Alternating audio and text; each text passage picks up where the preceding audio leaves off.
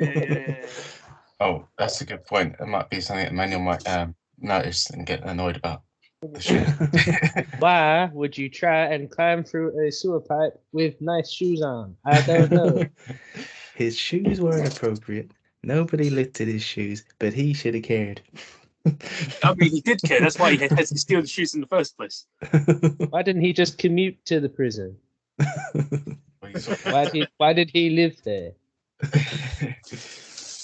You know what's quite interesting is that you mentioned Tom Hanks. Tom Hanks was one of the actors that was auditioning for Andy's character.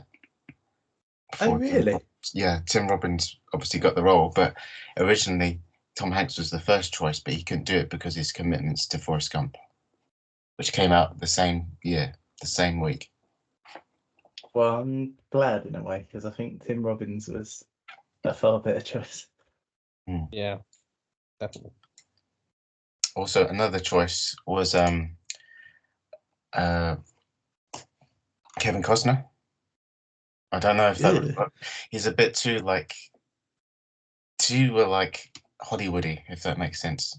It's quite. It's like the easy choice you could make, but he wouldn't be a subtle actor in that scene, in any of the scenes in the film. He needed someone a bit more refined and a bit more quiet. Yeah, I think Kevin Costner, you kind of, or at least I do, I think you have difficulty believing that he's going through bad things. Yeah, he acts with his face a lot in terms of it's not subtle. Like Robbins in this was he's a bit more like Ryan Gosling. He doesn't really act much, but when he does, it's really you really have to pay close attention to him because he's so subtle how he emotes. Yeah, I don't think I'd have swapped him out for anyone.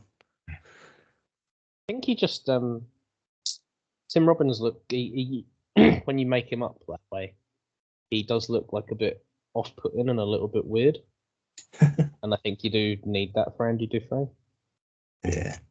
Whereas Kevin Costner, I'd be waiting for him to tell me that it's all right for children to die in case no one finds out your secret identity. Yeah, you kind of expect him to be the hero and be innocent straight away, but with Robbins, you kind of got this bit of doubt and a bit of There's some zero in the red. Oh, what, the pressure? Yeah. That's what I saw it up. Is it it's making a funny noise? Making a funny noise? The boiler, yeah. So do I need to turn the pressure up before I wash up, or? I'll come and do it quickly. Sorry. That's all right. It's gonna blow. I've got to go. We'll never forgive you. Fix my boiler back at the job. I like your shirt, by the way, Ben. Oh yeah. No, that ugly mug anyway. Ah, nice. Did you see it? Yeah.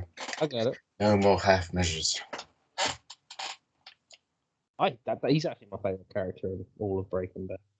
Yeah, I think he's certainly in my top 3. To be fair, I think he's just he's like the silent guardian kind of archetype, but he's quietly brilliant as well.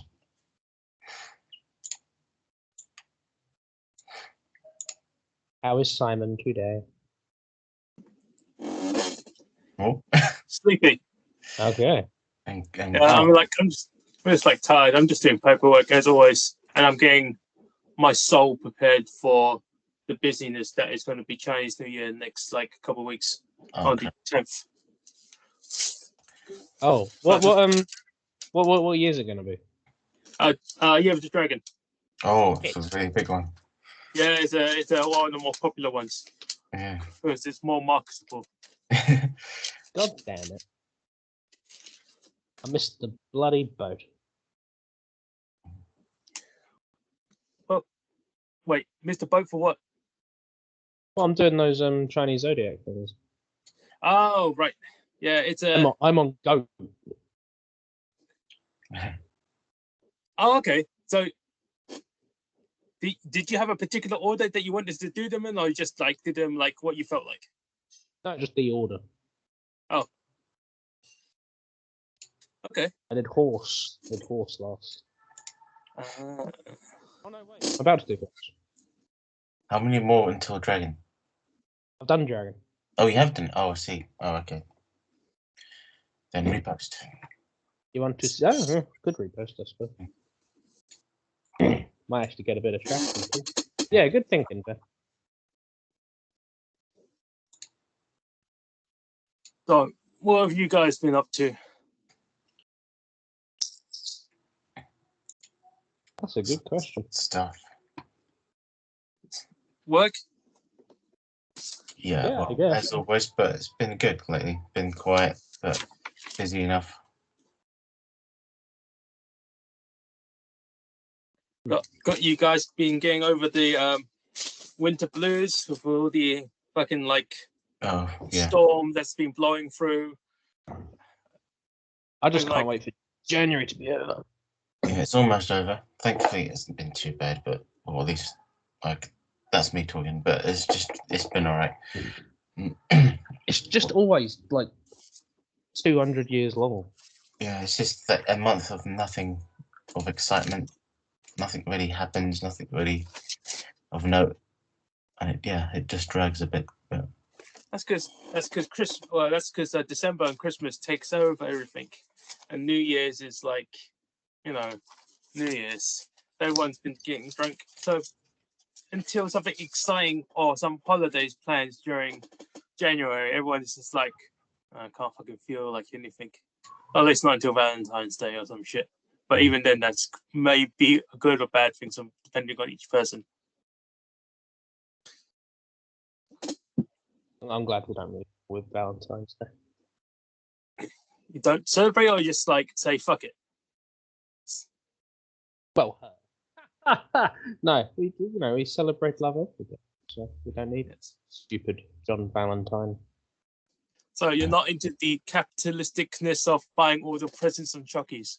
the marketing ploy. No, that got killed for me when I worked in the card shop, because there was this couple who I think I first met in the card shop, but they followed me to another place of work as well. But it was around Valentine's Day, and we had a promotion on, and there was about like I want to say 4 or 5 shelves of just Valentine's Day themed crap. And he comes in, and he goes, "Oh, mate," and I'm like, "Yeah, how you going, man?" And he's just like, "Yeah, it's Valentine's Day," and I'm just like surrounded by all hearts and cupids and shit like that, and I'm like, "Yeah, I guess."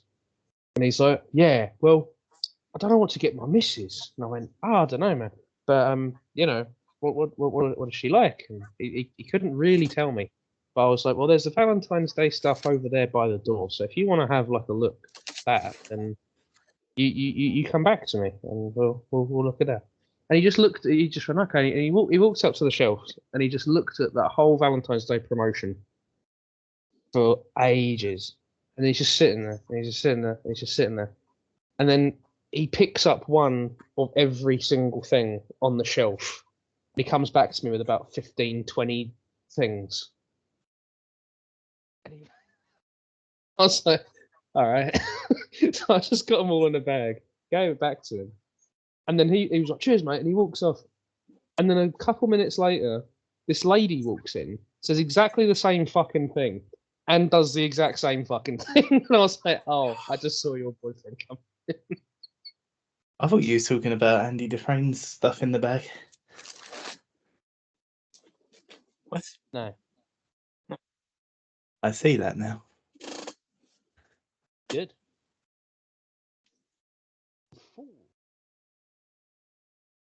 So yeah, that kind of, if you want to just destroy your enthusiasm for holidays, do work in the Work culture. retail.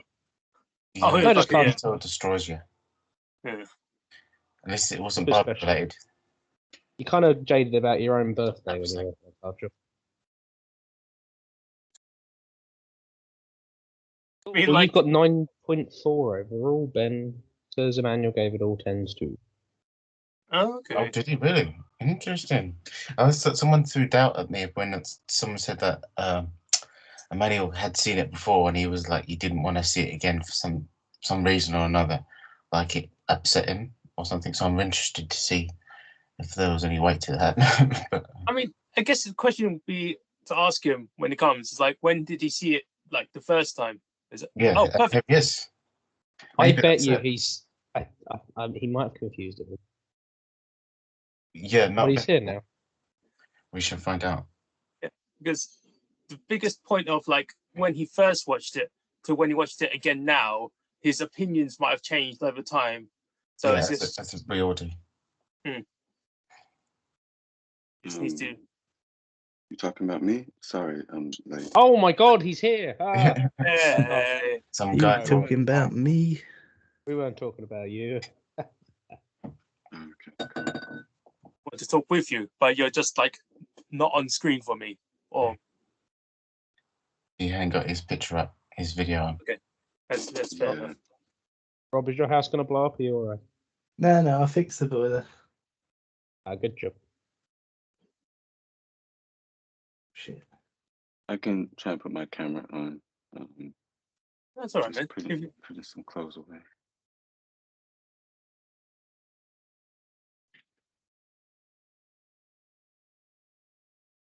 Dude. Yeah, you guys haven't seen the new place. Don't want to get No. dark, so I'll show you at the end. Oh yeah, sure. Yeah, but, you did give us a mini tour last time. Yeah, but it was just full of boxes, so it was like, Yeah. oh, yeah. I mean, It's like when you're settled in, then afterwards, when you're actually settled in, I could bring you like some stew or something. Yeah, thanks.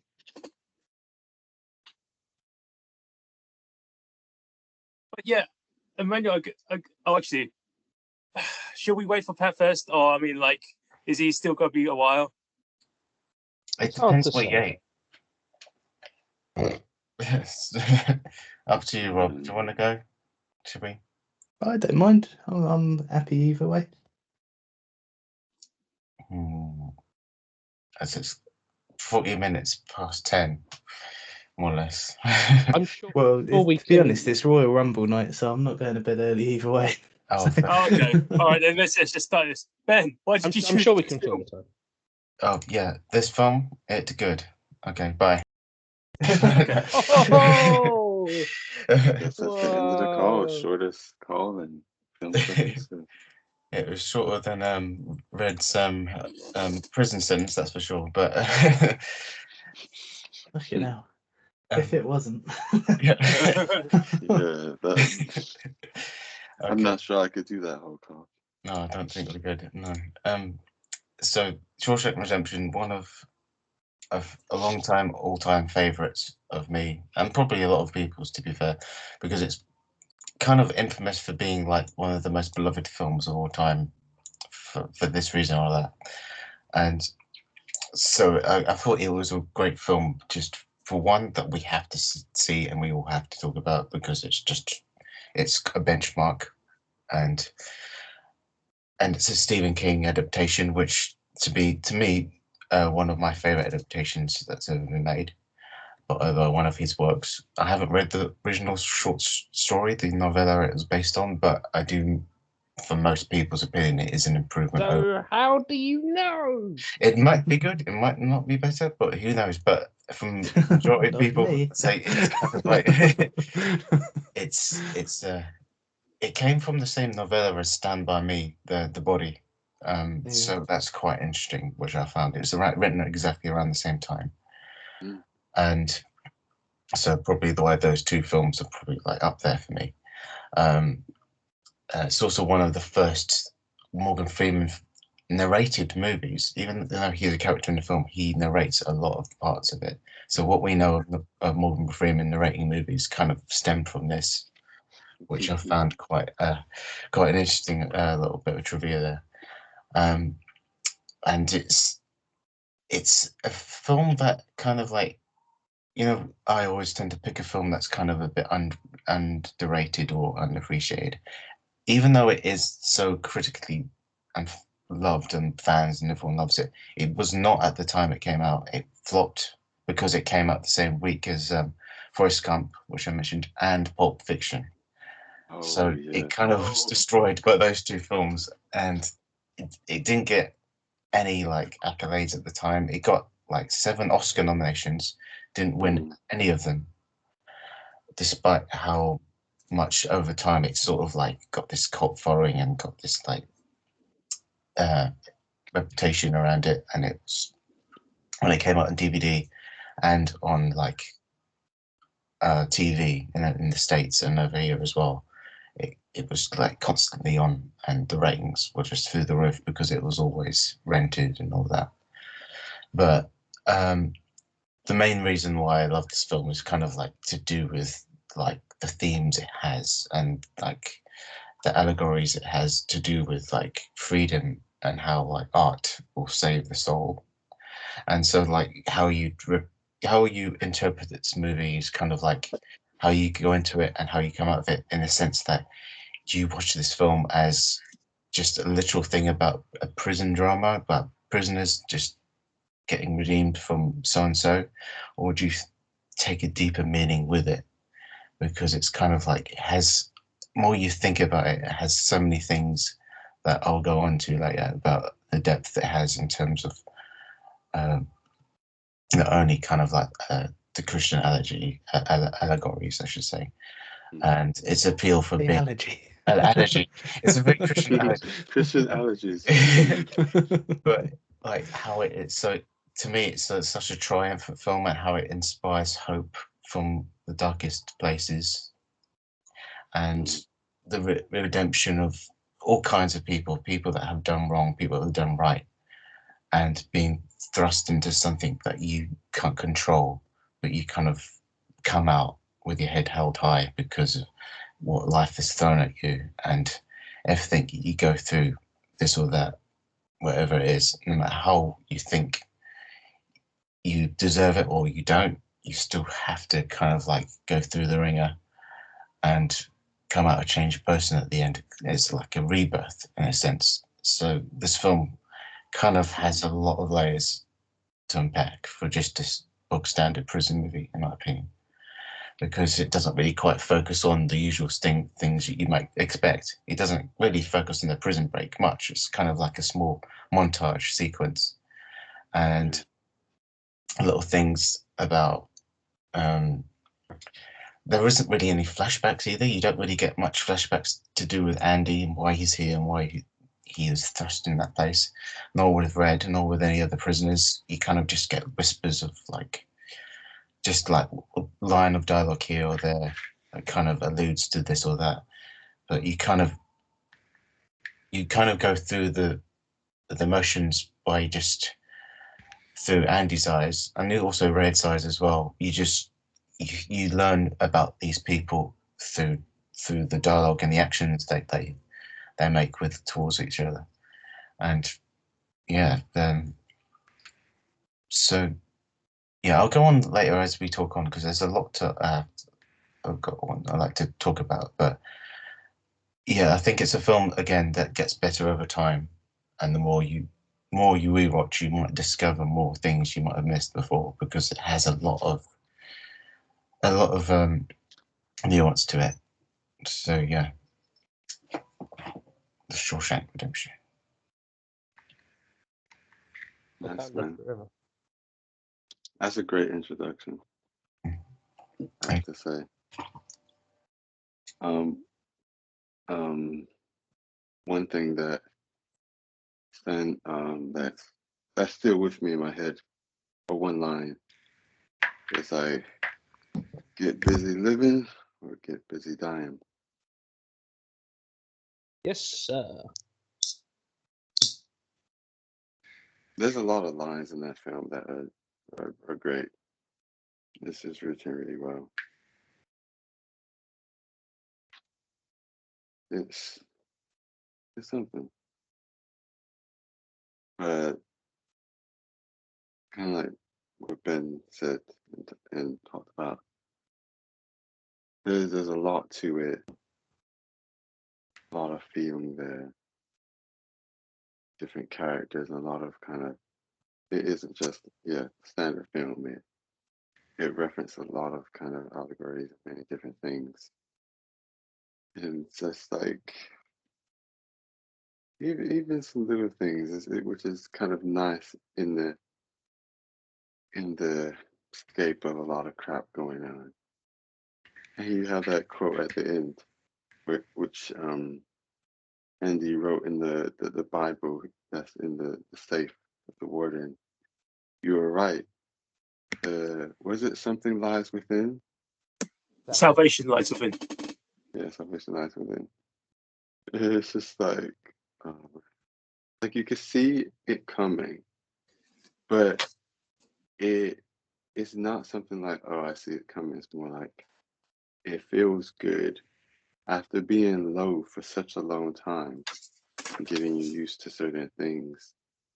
There's certain notes in it. It's like, oh, that's nice that happened. That's good. And this could apply to many people. I don't know who he's necessarily talking about when I first came on the call, but just to contribute to that, I feel and think the same as when I first watched it. Pretty much, not something I want to watch again, but it's a great film. I mean, the question that we had was, what was your opinion from watching it the first time to watching it now? Because we heard that you didn't like it as much beforehand, and you gave it 10s now. Oh no! When it's that's my fault for not being clear enough. It's not that I didn't like it. I thought it was an amazing film, like one of the best films I've ever seen, kind of thing. I just never wanted to watch it again. Right. Okay. Yes. Obviously, I already don't like watching things again anyway. But when something like hits that hard, I'm just like, that's like saying I want to watch The Boy in Striped Pajamas again. I don't want to put myself through that. Oh, that's Fucking rough. hell, Yeah, I that will get be a that. rough one to watch again. So that is on my list. Fuck. It's a great film. I mean, you have things that are worse. Don't get me wrong. It's not as hard as like Cape and or Boy in Striped Pajamas, to be honest. Like it's not getting me that hard, but it gets you, and it has those deep meanings that apply to life, and it's just like, man, I'll take that with me. Ooh, thank you. But you don't need to experience it again. Okay, that's Yeah. okay. I get. Yeah, it makes more sense then. Yeah.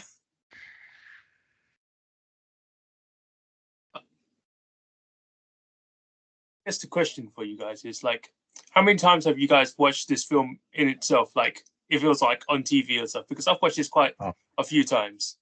I think this is probably only my second time. I think it's like the third.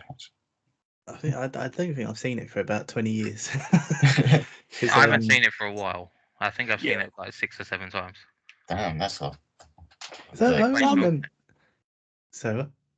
Don't worry.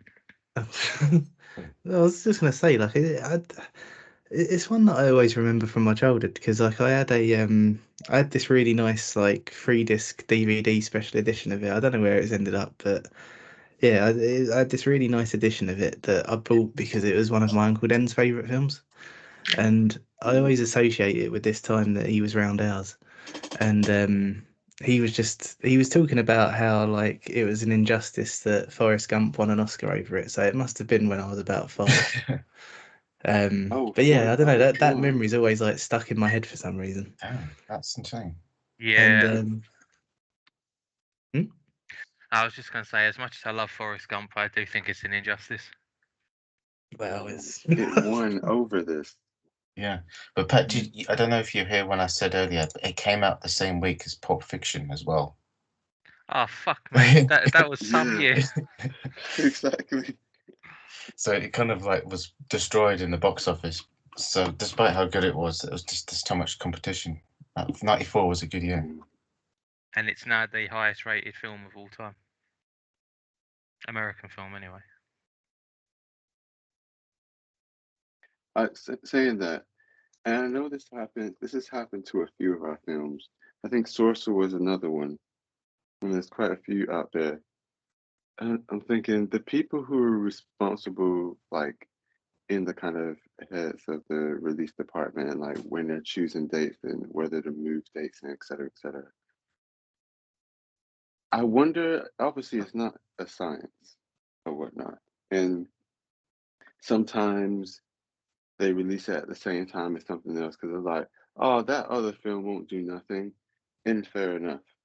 You've got films that you're just like, yeah, that won't do really anything.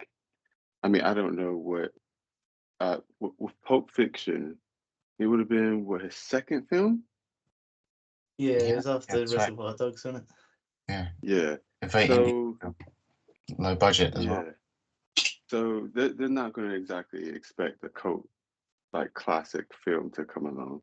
Fair enough. You've got Forrest Gump. So was either the director or Tom Hanks at the time well known or not really? Yeah, it's Robert Zemeckis, isn't it? Yeah, he was. Yeah, Zemeckis certainly was, and Hanks had already done quite a couple of big films. So yeah, I think that's where Yeah. Forrest Gump destroyed this because of Yeah. the name alone. But to be fair, though, I think like the only reason they get spoken about together is because of the whole thing with the Oscars. Yeah. Like I think if that hadn't have happened, you'd never associate the two of them. Oh yeah.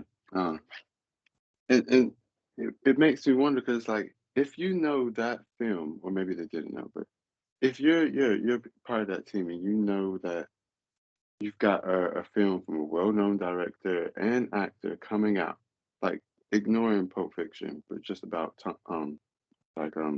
Forrest Gump, would you risk coming out?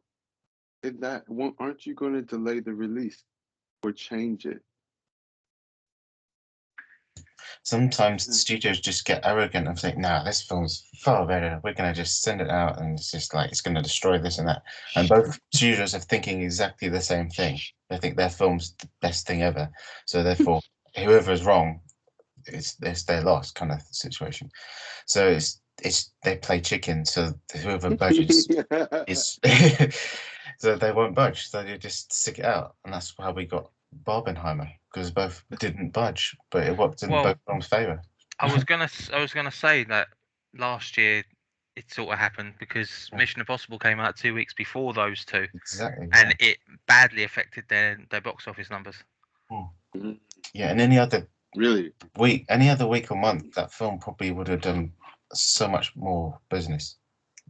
Just because Barbenheimer kind of like took all the like publicity. That's the thing. I don't get what it doesn't make sense when you know something is like, okay, you've got something well known this, well known that. Don't know if it'll do any good, but you know what? I don't want to risk financially wise.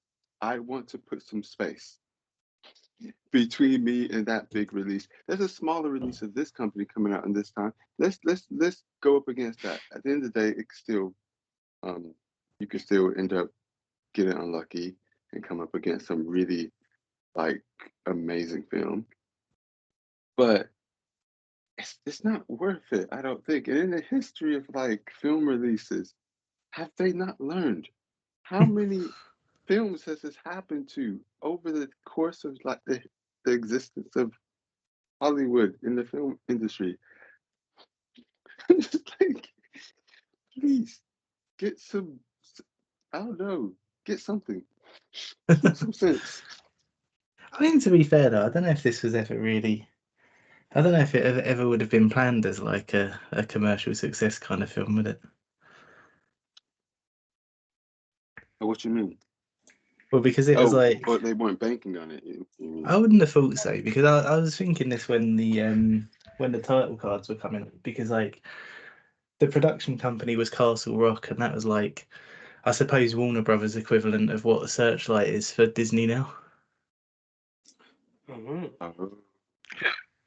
So you think it might have just been one of those, oh, we made this, not too fussed, like if it makes that much, whatever, just put it out there. Well, my understanding is that Castle Rock was like the not the indie arm, but like kind of like the arm of Warner Brothers that was like, well, we'll fund these projects that are just sort of projects that are fun to do. Like if they sink or swim, it don't really matter to us because we're not putting that much energy into it. So I think like it's just. See, But I think fair enough. because it's one of I suppose in a way it's similar to Stand By Me as well because it really you can't really push it as a Stephen King adaptation because when you say Stephen King, you expect things like Carrie. So it's You're saying fair point because it's like that, and obviously Yeah. Green Mile because it doesn't have that much. Maybe this film probably doesn't have any like supernatural elements to it at all, and so Stand By Me certainly doesn't really. It's got this Well- wonder and fantasy element maybe, but it doesn't quite have the same thing that it would have, and Carrie and The Shining. So there is one fantasy element because I don't know how he got that poster back on the wall. Oh. I mean, Yeah. saying that, if you're smart enough and you put some weighted sticky stuff on the corners, you just have it swing, get some physics in there. I think we know exactly what kind of sticky stuff he had open to. Oh yeah. Yes, he was in prison for a very long time. He all had plenty of sticky Those walls, you don't want to touch them. Yeah. Or even better, he could have like inside, like when he got into the hole, like just had his arm trailing back, pulling some sticky stuff.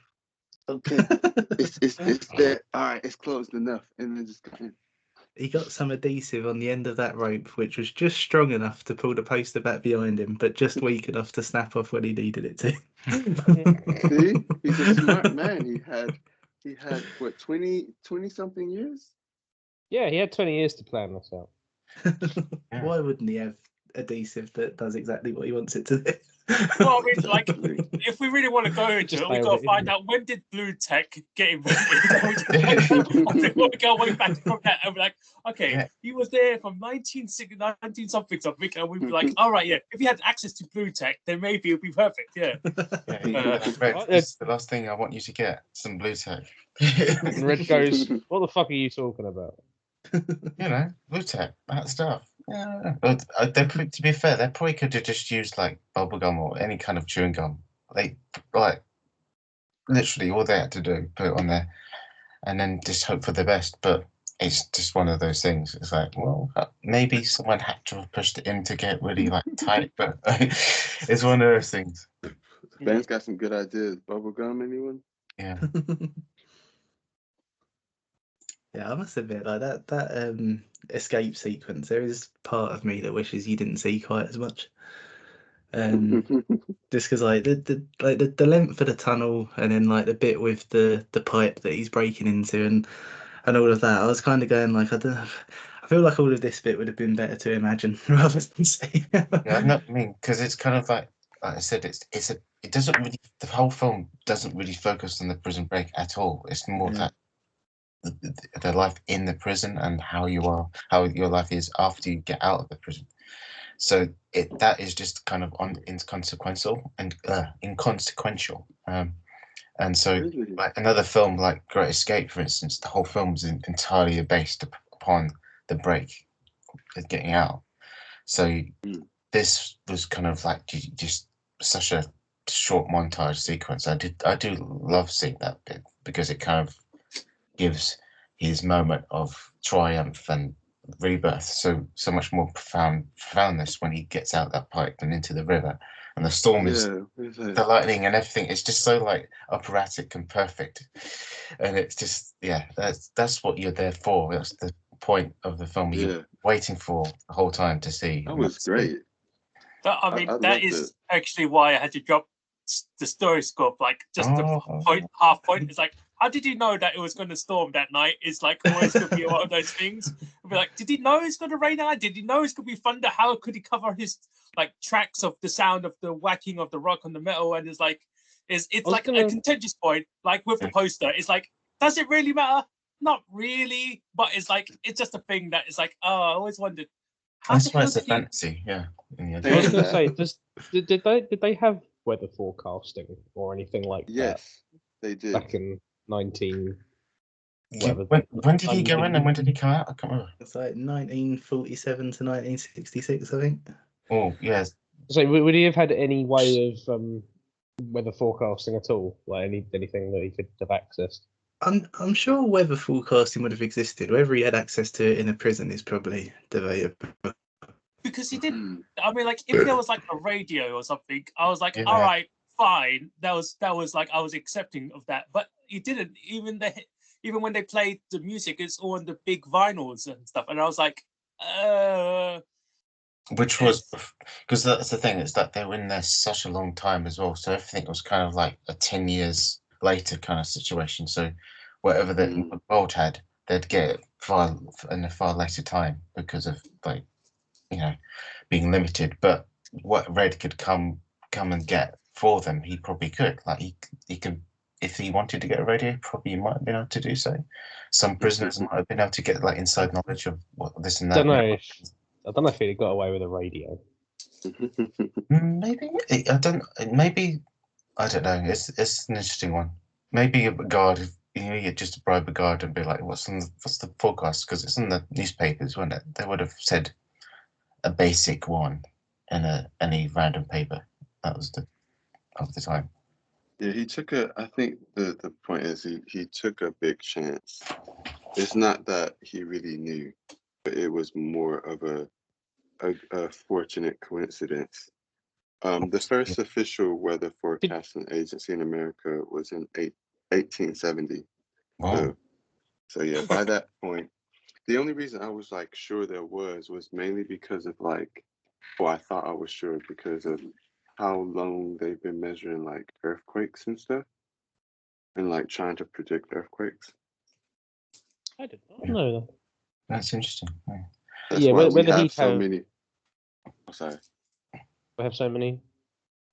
I was gonna say that's why we have so many kind of measurements going back quite a long while now, like almost like 100 years in terms of different like amazing weather things that have happened or earthquakes or different things.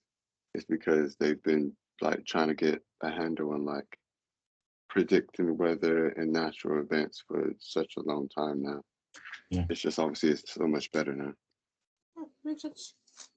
Yeah. Also, I think it might have been just one of those kind of like you wait and see kind of thing. Like Andy probably was like waiting days for this. Is the storm happening? He's like, no, there's no bloody storm. There's no rain. No.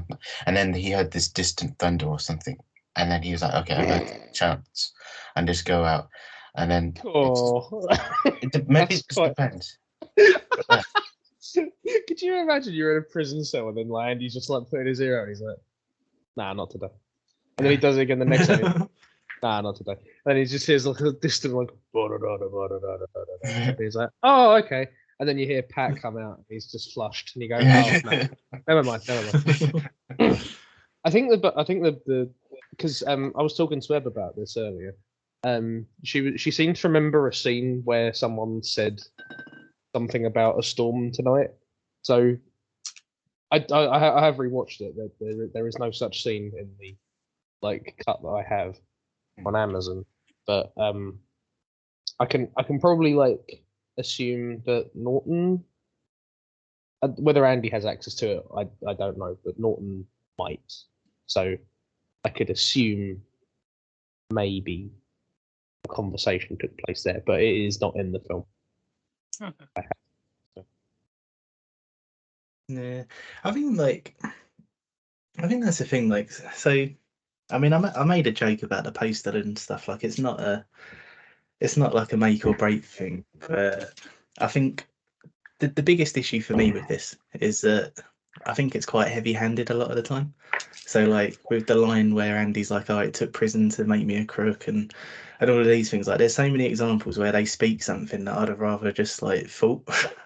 And a lot of it is Red's narration. Like, I think if you cut down a lot of that, then it would have been a lot more subtle and a lot better for it. But yeah, I think the two of them together, it sort of unravels it a little bit for me, because it's like, because it's so heavy-handed, you're not really given much space to sort of work things out. And because you're not given space to work things out, when the poster is fastened, Like if it was a bit subtler and you were given that space to work things out, you'd be going, oh well, surely that means that he's got an accomplice.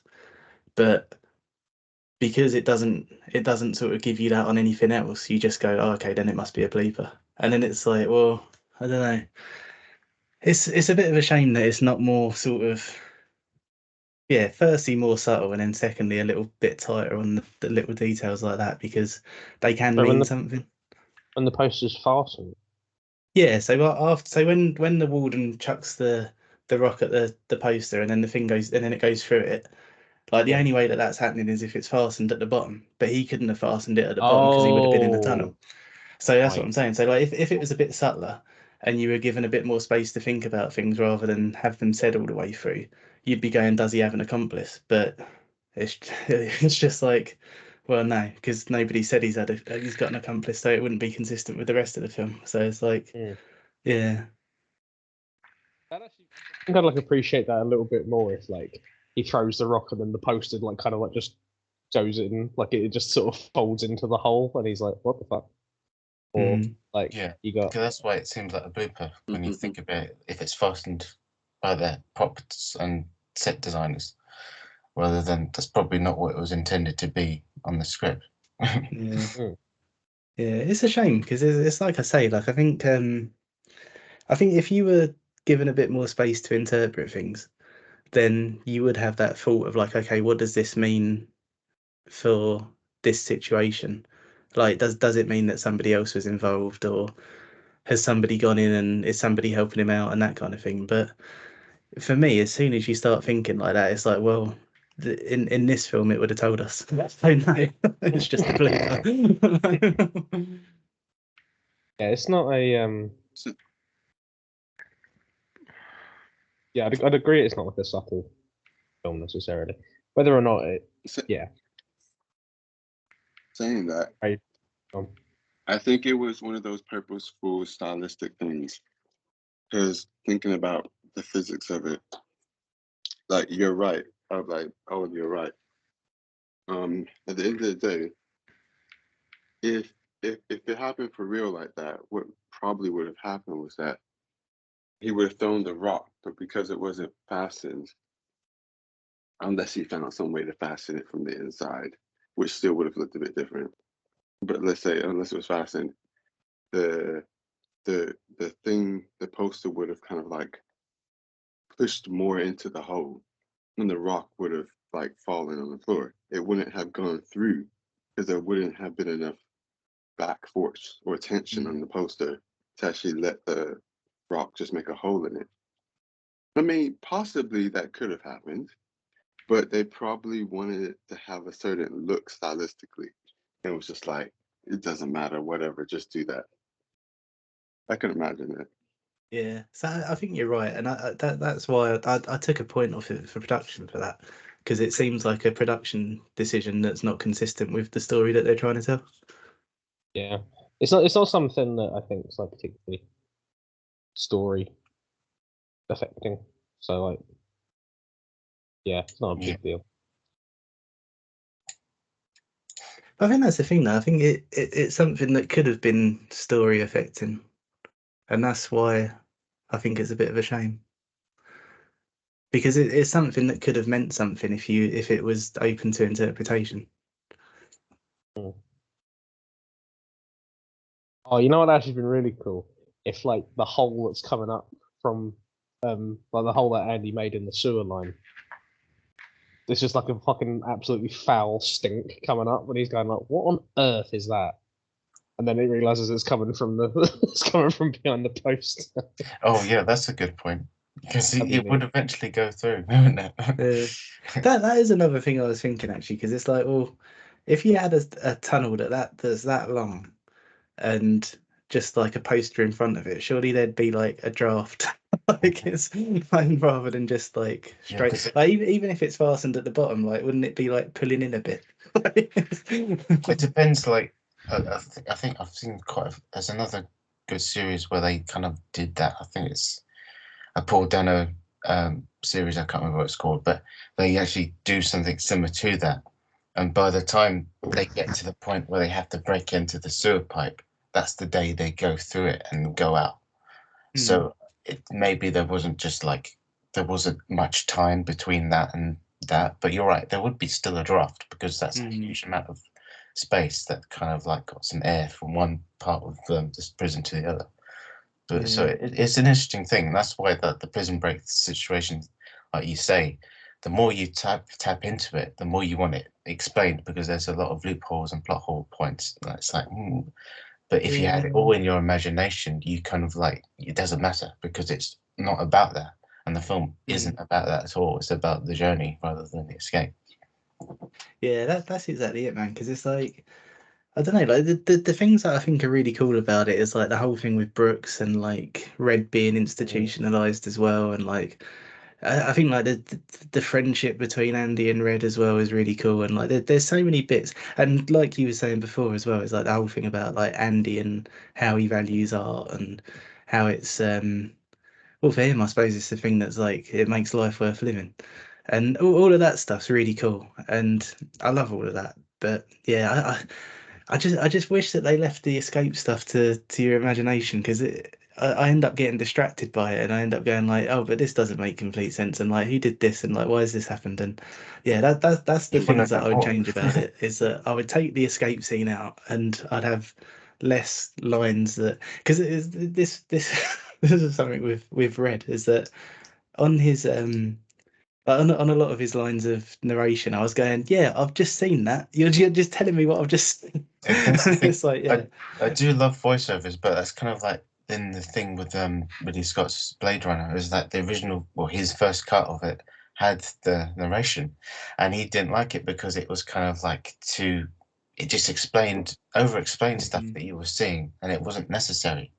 So it only works in certain like situations, and I think I do love Morgan Freeman's narration, and it's kind of like it still would be a great film without it. But it still works for me with it because he's just the perfect man to do that sort of thing. But you're right, yeah, it kind of It how, didn't wouldn't occur get to me until you Yeah. said it, but like just having him go like, "I'm the kind of guy who can get you things. Whether you want this or this, I can get you it. Don't you worry." And then the very next scene is Andy going, "So here, a man who can get you things." It's like- exactly, yeah. yeah. There's so many examples of it. The one where I sort of went, "Come on now," was it's the bit in the prison yard when Andy's kind of like, he's doing exactly what Morgan Freeman's telling you. He's like walking through the yard as if he hasn't got a care and all of this stuff. And as you're watching it, Morgan Freeman's saying it, and it's like, yeah, I'm interpreting this, man. Like, It's it's an interesting way of like I guess telling a film story because there's aspects of it in certain places I can like he does do it too much, but I think I also don't mind it in this film. I don't know why yet, but like a bit of it you could say maybe he wants to do it in a way so that no mainstream audience members will get lost or kind of miss out what's happening or miss something. But at the same time, maybe that's part of how he wants to tell it. Like he wants to tell it like, yeah, he's showing it, but this is story time. Let me tell you a story. You showed it to me. I know, but you've got pictures in the picture book, but and you've got even some videos, because this is a modern technology. But also let me, do a voiceover just to tell you this story. Why you calmly listen to me and enjoy the sound of my voice. I don't know. it's Morgan Freeman. yeah. I mean, I wouldn't Exactly. get rid of all of it. Like, I don't think it's all guilty of it. It's just that there's a few times where it's like, It's just going to be a bit like they could have tried a bit harder there. Yeah. Andy's been and in there's a jail few for a lines of long dialogue time, like it and as so well. have I. Like, yeah, there's a few lines of dialogue like it as well. Like, there's one with Brooks where I was kind of like, I think the only reason I'm picking up on this is because you've been so heavy-handed so far. And it's the bit with the bird where he says, "Oh, I can't look after you anymore." I was Yeah. like, it's a nice kind of, it's a nice sort of thing with him letting the bird free as he's being let free and all of that kind of stuff. Like it's nice, but I don't know. been alright if you didn't say it as well. Yeah, I know what you mean. Yeah, because you can see it's clear as day he's letting the bird free, but when he's leaving the prison, so you're right. It's not something that needs to be said, but Yeah. a lot of Hollywood movies are guilty of that, sadly, and it's just. I guess sometimes they feel like they need to do it just to make sure it's more accessible to the widest audience possible, and it's like, well, not all audiences are dumb, but we can understand it. And I think this film was shot. This film was shot so well, like Roger Deakins, I think, and the cinematography, how he makes these characters come alive, and how it's kind of another storyteller. How he gets the prison, you get the long shots and the all the things about seeing things in their point of view, seeing things from outside the prison, from seeing things inside. You kind of that's the storyteller is the camera, and you don't really need anything to over explain it. It's just kind of like it doesn't, like Emmanuel said, it doesn't bother me technically, but I can see why it would bother you guys because it kind of like it's not needed. So even if you if you've muted this film and just watched it with subtitles, it still would work. One scene I would say where it works beautifully when it's the absence, and like you were saying, raw, because it happens so much. There was one scene I noted, the absence of any kind of voiceover, and it's just it works so well, and it's the scene where like Morgan Freeman, he's looking through the fields, he comes across the tree, goes into the rock, and that whole scene is just a classic example. And many filmmakers use it, but like the kind of thing they always talk about in who's the guy who made what's his name that made Spirited Away? Miyazaki? Miyazaki. Yeah. Miyazaki? Like that concept of there's a specific Japanese word for it, a whole concept, but it's the concept of like time and space, and given that kind of empty time and space between things to help you, just like you were saying, Rob, consolidate and think about things yourself and figure things out from the scene, and also just digest what you just seen and possibly what's to come. And sometimes those scenes that give it kind of that space is just great in itself. I mean, that is more classic, I guess, like more arty films rather than mainstream films. But it is amazing. It is great when it's done well. Yeah, I think that whole bit that sort of from him coming out of prison onwards, I really love that. Like the bit where he stands on the table and where it's got the Brooks was here and then he writes so was red. And it's such like it's a cheesy moment, but I do love it. I think that whole sequence with Brooks coming out of prison, apart from the bit that I mentioned, I think that's probably my favourite part of the film. So I think how they have to adapt to freedom, basically, and that how it has the whole time they have it in prison has taken its toll, and why Brooks couldn't literally live without the connection he had in prison because it kind of like messed him up and warped his mind to an extent. That's why I think it's kind of like an allegory for addiction, because it's kind of like prison. Not that it's their addiction, but it's kind of something like that where you're kind of like being forced to do this thing, and they can't escape it, and they kind of winning themselves off it, which is them being incarcerated. And when they get the taste of it, they just can't cope anymore, and that's why he took his life, because he just could not deal with that. But whereas obviously Andy's character, particularly, he manages to survive that and get through it because he kind of has a rebirth in a sense. He becomes a new person all the way through it and everything he has to go through. So he goes on this journey that poor old Brooks didn't have. He kind of was like, he was kind of like, not quite doing the same. Well, it's hard to explain, but Brooks was like tailcoating his time in the prison, just waiting for his time to go, like Red was to a point. But Andy kind of like was more determined. He kind of set his sights on freedom, even if he didn't make it known to anyone else. He his mind was always whirring away.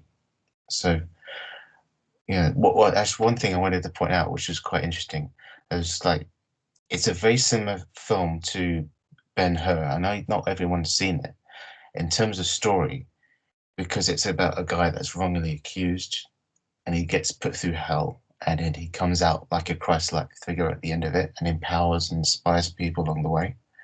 So that story archetype is quite interesting in itself anyway. So yeah, I think that's quite an interesting story in that regard. And I mentioned about how the art in prison kind of like saves the prisoner's souls in a sense, because it's kind of like they have their books. Brooks has his little library, and they have the little moment where he manages to get the intercom and plays the opera on there, and they all kind of stand and as together listening, because it's kind of they're being deprived of something that they have rights to have, being allowed to express themselves. And without that, they kind of are just shells of people. But once they get the taste of what that is, that freedom of expression, not just freedom as in the sense of being out in the free world, but freedom of being able to do what they want creatively, which is quite a deep thing, in my opinion. I think that's one thing that it does really, really well is the whole idea of freedom and how it means something different for each of them. And it comes down to the whole like, well, not entirely this, but like it's all to do with like the false accusation in it, because it sort of paints them as Red and Brooks being people who they obviously did something bad a long time ago, and you get the impression that the reason that they did something bad was because they had no other option. So like you don't get the details of the crimes that they did other than what the crime was, but you imagine that the context around it is because they were put in a situation where that was what they felt they had to do for one reason or another. Whereas Andy, he's like, well, it's like Red says, like he's got a job that you wouldn't expect of somebody for his age. He's really good at maths, and like he's got all of these things going for him. So when he goes into prison, the value that he has in prison is basically the value that he has outside of prison, because people are coming to him for financial advice and all of that kind of thing. So there's not really too much difference for Andy. I mean, obviously, he has it rough because he's getting raped and whatever. But like, well, Yeah. what I mean is that like the sort of the identity that he has in prison is that he's the guy who you go to for financial advice, and he's really smart and all of this stuff that people think of him outside as well. So when he comes out of prison, all that there is for him is a better life where he can continue in this identity that he's got, whether he's inside or not. Whereas for someone like Red, inside a prison, he's the person who can get you something. Outside of prison, he's not. Like he says it himself, doesn't he? Like you need the yellow pages, so like there's not a use for him anymore. Yeah, he And has it's the that same point. with Brooks. Like in prison, he's this really smart bloke, and then outside of prison, he's just an old con who works in a grocery store or whatever it was. I really like that thing of like it meaning such a different thing to the three of them, that they treat it in such a different way, that like the weight of freedom is too much for Brooks, because with his, even though he's got physical freedom, he's lost his mental freedom in a way, because his identity is gone and he's no longer the person that he's been for his whole life. Whereas and although Andy's been in there for 19 years, he doesn't have that problem, because he's always the same person whether he's there or not, because he's so smart and all these other things. And yeah, I think that's probably my favorite aspect of it, is just how they all treat it so differently. Yeah, how I it think that's breaks really cool. Yeah, how it broke Brooks. Red managed to adapt eventually with Andy's help, technically, and Andy managed to like see it because of who he is as a person and how yeah. So it's very that's the interesting thing is like, what is the redemption in Shawshank? Is it Andy's redemption? Is it Red's? Is it the prison itself? That's what I think is quite an interesting um, um, rhetorical question to have for this film, because it's kind of like multiple things that all and one thing and everything at once. It's just it's a very like interesting aspect. It's interesting actually, because the short story is called Rita Hayworth and the Shawshank Redemption, Yeah. and it's a bit like Stand By Me being called The Body. It's like you're kind of starting with the end here. It's just a small part. Rita Hayworth is kind of like just one thing, one means to an end in a sense. Well, I mean, admittedly speaking, the Rita Hayworth is the thing that was to cover up or pin up girl in the most literal sense Yeah. to cover up the story, and like she's That's a the very actress, right? pivotal character in the movie, even Right. though she's not like in the movie. If you get what I mean, that's Yeah. why he said it, and that's why I remember it being written that way. It's like she's literally. As you guys said, she is the accomplice in his jail cell. She's the one that covers up for him. And it's like, oh, I guess that makes sense. Even though it doesn't make sense afterwards because it gets changed with Marilyn Monroe. Then after who is It's the lady from about to say it's not from 10,000 BC that movie Raquel Welch. yeah. So Yeah. I mean, it's no longer Rita Hayworth anymore. It changes all the time, but it's like, Yeah. all right, Raquel Welch and the Shawshank. they're very pivotal characters in the story because of what they do. They help him cover up his story or cover up his tracks, I guess. Literally, yeah. Yeah, so that's the reason why. I guess the question now is, this is the most like critically acclaimed or most highly rated film now. Is it his most? Well, I was like his most. I was like, is it Stephen King's most profitable adaptation? Because I feel like this didn't make as much money because of, as we said, because of like Forrest Gump and Pulp Fiction. But like, how about his other films? How much more money did it make than this? Is I question, think like chapter 1 and 2 kind of like destroyed it in terms of like they're the most successful. This is kind of like very like on the bottom scale, but not the lowest. I think I don't know how much of a success Stand By Me was, and I think Carrie was quite a modest hit. But I think this is the one of the most lauded by the fans and critics. Well, I mean, I guess it's a good thing that it didn't make too much money, because if it made too much money, someone who would have been in Hollywood went, hey, do you want to make a fucking remake? And you'll be like, fuck off. Did you really just suggest a remake of this film? It's like, yeah, it's going to be, it'll be great. Yeah, don't give them ideas. Sorry. Just to rant about remakes really quickly. They're already freaking trying to make, it got green light, to making a Harry Potter TV show. Oh, right. TV adaptation of all the movies, all the book, like the main books and stories. Yeah, that's Warner Brothers. The guys, it's been only freaking like what, 10, 12 years. The guys Wait. Is it going to be like a remake spin-off story, or is it going to be like of the actual books? Readaptation of the books, yes. Yeah. Nobody cares.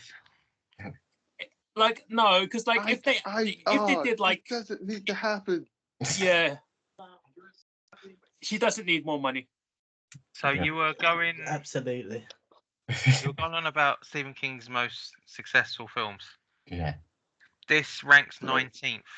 Whoa. Are you looking at the list on Box Office Mojo, Pat? Yeah. It probably ranks higher because it's broken it out into like different releases. So like you've got a 2019 re-release on here, a 2021 re-release. Like it's not like it's not the whole thing.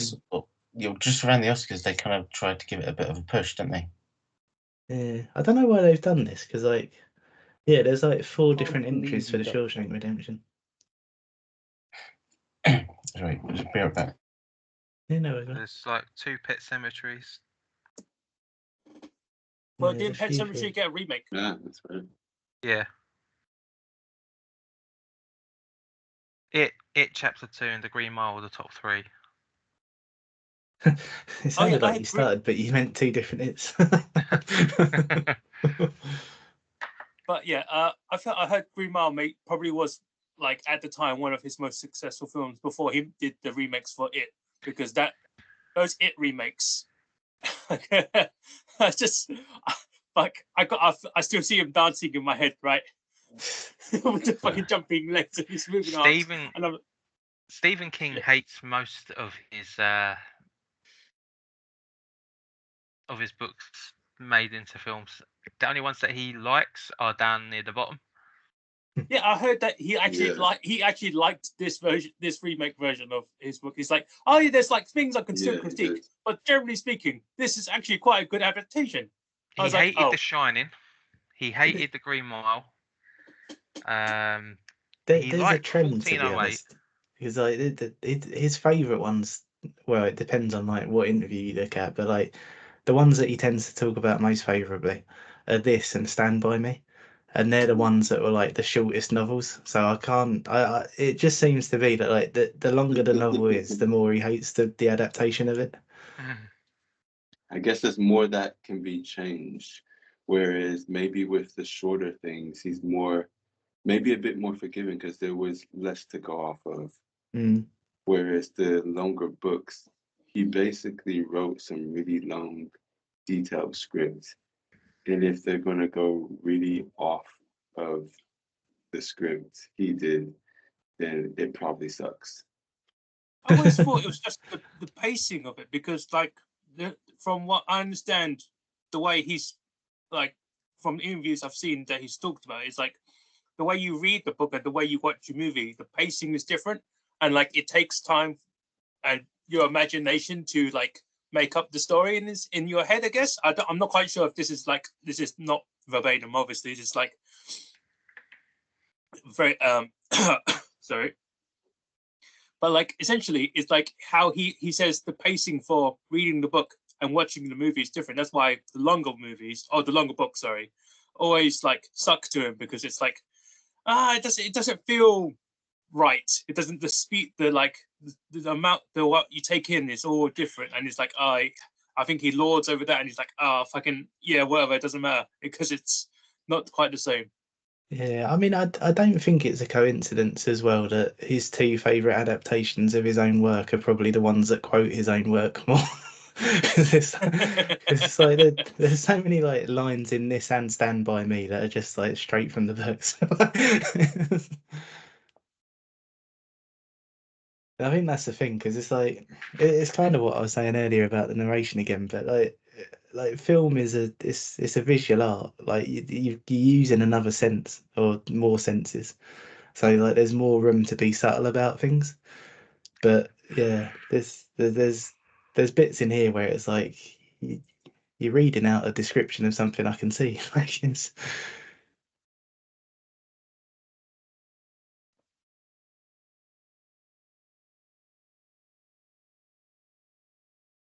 I was reading up on some of the awards, like the ones they actually won. And I was thinking, okay, so who actually, like, in terms of all the ones that got nominated, like which ones did they actually win? And like one was interesting to me. So they won best foreign film at the Award of Japanese Academy. So it, I just found that interesting. I was like, oh, one of the Japanese awards. They were just like, yes, this is the best foreign film. I mean, they won a lot of other ones at like smaller award ceremonies that I, I've never heard of.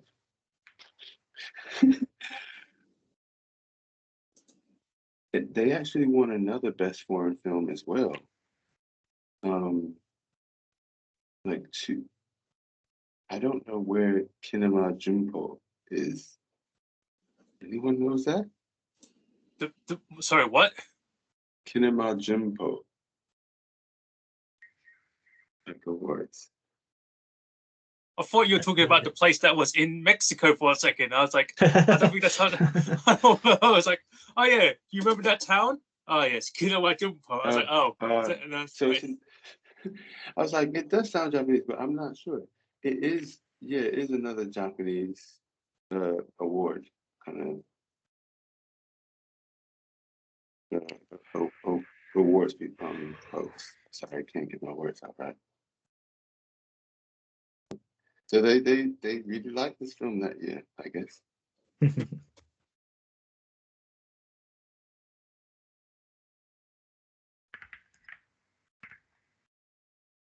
A quick question.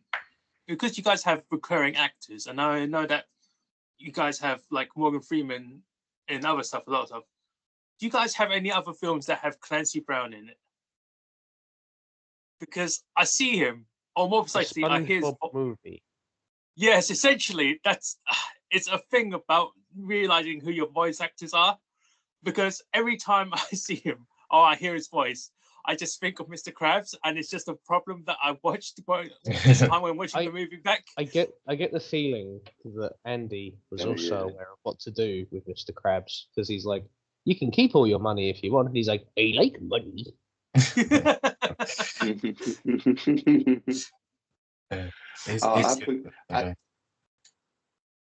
I was just saying, I forgot that he was a voice actor until I was on like watching it showed on X-Ray. It said known for SpongeBob. And this, I was like, oh wait, he is. I was like, it's been too long since I watched that. I didn't remember. He's in loads of stuff. Yeah, he is, but it's mainly because when they were tarring the roof, and it's something about the way that the pitch of his voice saying, looks like Mr. Dufresne is going to have an accident. I just heard it in his Mr. Krabs voice. I was just going to do his go, Mr. Dufresne is going to have an accident. And I was like, what the? And I just like my brain just went, no, it's not Mr. Krabs, but it just is Mr. Krabs, obviously. And it just like, it's a problem watching it now. Watching it again as an adult, you go, all right, you know who the actors are. And it hurts slightly because it goes, I don't think this is Nickelodeon approved. He's got such a distinctive voice. You know, the first thing I heard him as was Lex Luthor in the Superman the Animated Series. So that's how he was a voice actor. Yeah, he's always been Lex Luthor for me. Really? Yeah. In the Justice League series as well. So yeah, before SpongeBob, I believe. And he's in Alex's favourite show, The Mandalorian. Yeah, and Ahsoka. I was in Ahsoka as well. Oh, I didn't even thought that. Oh, we could get him as a recurring actor if you ever pick Highlander, Pat. Oh. I'm not going to pick that.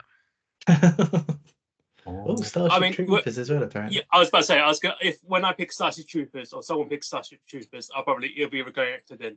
Yeah. But he's also in a lot of video games. I keep forgetting, and it's just like, oh yeah, A bunch of video games I keep forgetting. Who are you talking about? It's Fancy Brown.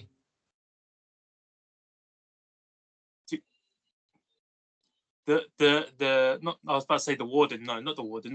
The captain of the guard. Oh. The bloke who, when they're on the roof, Andy walks up to and he goes, your mum. And then he turns around and goes, what? And he goes, I just wanted to talk about finance. Yeah, he's fucking lucky there. He's a lucky fucking bastard.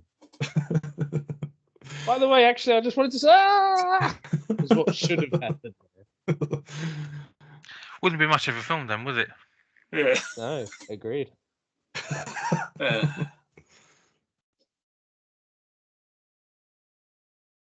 it was a weird idea.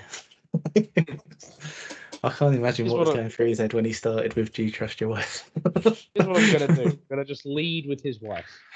Do you know the guy who plays Boggs? No. The guy that kept oh fuck's sake. One sec. The guy that kept raping Andy. I mean, God. The rapist. I mean, he's in Aliens, isn't he? Yeah, that's Not right. just that. He's also Norman Osborn in the Spider-Man games. Weird. It looks like Spider-Man's in more trouble than usual. Yeah. No, not so different. Well, I was sitting there watching it today, and I was like, that voice seems really familiar. So I went on to his IMDb. I was like, I fucking knew I recognised the voice outside of watching the film previous times before. Open your butt, Spider-Man. Holy shit. Holy shit, Alec, what the fuck, man? Holy shit! I've just realised, Alec. Every film that's been picked this year, you've given 10 for enjoyment. I have. He's not going soon. Wow. Yeah, but he shat on the story though for most of them. Yeah. Yeah. Well. Hey, me and Ben I are going to don't find faults in his scoring system. Just before people go in and go, oh, you don't enjoy anything. I've enjoyed everything this year, so eat shit. Yeah, no, I must Everything this admit, year like, so far. Everything this year. So far. Wait until Simon picks Everything his this two year. and wait till I pick mine. Oh yeah, here's where it all goes downhill, Simon. Oh yeah, I absolutely. Because this is, remember, as I said before, we'll get to it, but like I haven't seen these Because films either. he's got 2 picks as well, so Yeah, two yeah, chances. double trouble, double the chance. I to must fuck admit, up. I have been looking forward to this, Simon, because if nothing else, I imagine the thought behind it is going to be something to talk about. Yeah, oh yeah, absolutely. But back to this film first. So, what was I going to say? Shit. I appreciate the attempt to segue. What did I say? What did I want to write? All right, yeah. So, do they get paid money in prison? I guess it's one of those questions I've always thought about as a thing. Because how did they pay, or how did he pay Red and everyone else for cigarettes and all other like smuggled goods? Because unless they get paid, they wouldn't have access to money, and like to have access to money, they'll definitely, yeah, you know. So it's a question of like. I think that's one thing that they did leave open for interpretation, to be fair. But you tend to get like a small wage in a prison for doing jobs. Like if you're the person who works in the cafeteria or whatever, then you get like a really, really small wage. And that was one thing that I thought was actually quite interesting. So, you know, like the whole thing about, oh, we're going to get the prisoners to do these jobs so that you don't have to pay as much on tax and like all of that shit. I kind of wish they'd got into that more, because that is a genuine problem with the prison system. Like it is sort of like it's why you get, well, it's maybe a bit of a, I don't want to say conspiracy theory because that sort of takes away the credibility of it, but you know, there is a school of thought, if you like, that says the reason that there are so many wrongful convictions in America is because the prison systems are a way of legalizing slavery again. Okay, that does. I think I've heard that before as well. But and like it is a bit of a like, because, well, especially with him in the movie, the warden was corrupt as shit, right? That's why they had. That's also actually, yeah, I realized what you're saying about the lines with Red. It's like, because look, my missus baked you a pie and it opened up, and afterwards, after he has the money, and afterwards he was talking to Andy. He's like, I hear he's got fingers in lots of pies, and I was like, you didn't really need to say that. It's like it was very obvious what the I'm Morgan interpretation was. Freeman. I felt you putting on your sunglasses at that line, Simon. No. Because it was very, it's you know, when the line is too obvious and you just go, well, no shit, and it's like, it's just That'd like, be a thing with Morgan Freeman, though, isn't it? Because you'd be doing that sort of thing, and he'd go, "We are walking, and we're putting books on shelves," and he's like, "I know. Why do you keep doing that? Shut up." Yeah, it's that bit like when Brooks comes with the library, you almost expect him to be like, as a man who has got someone something, can you make a delivery for me, please, Brooks?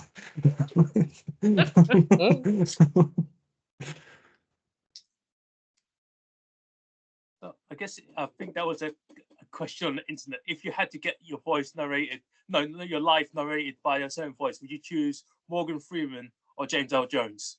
And I'm like, oh, I still think I would choose Morgan Freeman though. It's tough.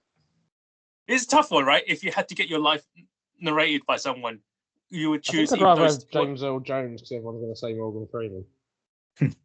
Well, it depends, though, doesn't it? Who's James L. Jones? Who's James L. Jones? Darth Vader. Who's James L. Jones? bad with Fuck me, names. dead. Darth Vader or Mufasa? Okay, No cool. one else. Nice. That is a But hard Ralph choice. Ineson. It's a hard choice, right? And I was like, oh, but it's like, yeah.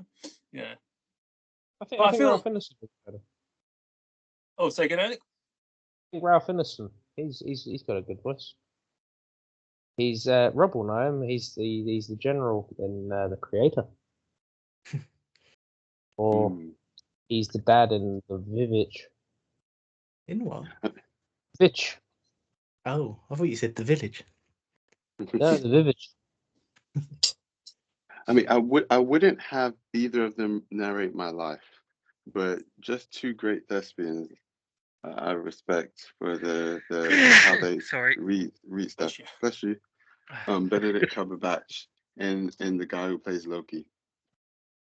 Actually, the guy who plays Loki does do some nature stuff, just like David Attenborough type stuff. I don't Good think on. I'd be able to put up with him narrating my life. Tom Henderson. I think That's most it, of yeah. my thoughts, Hiddleston. if he was narrating my life, would be, "Would you stop that?"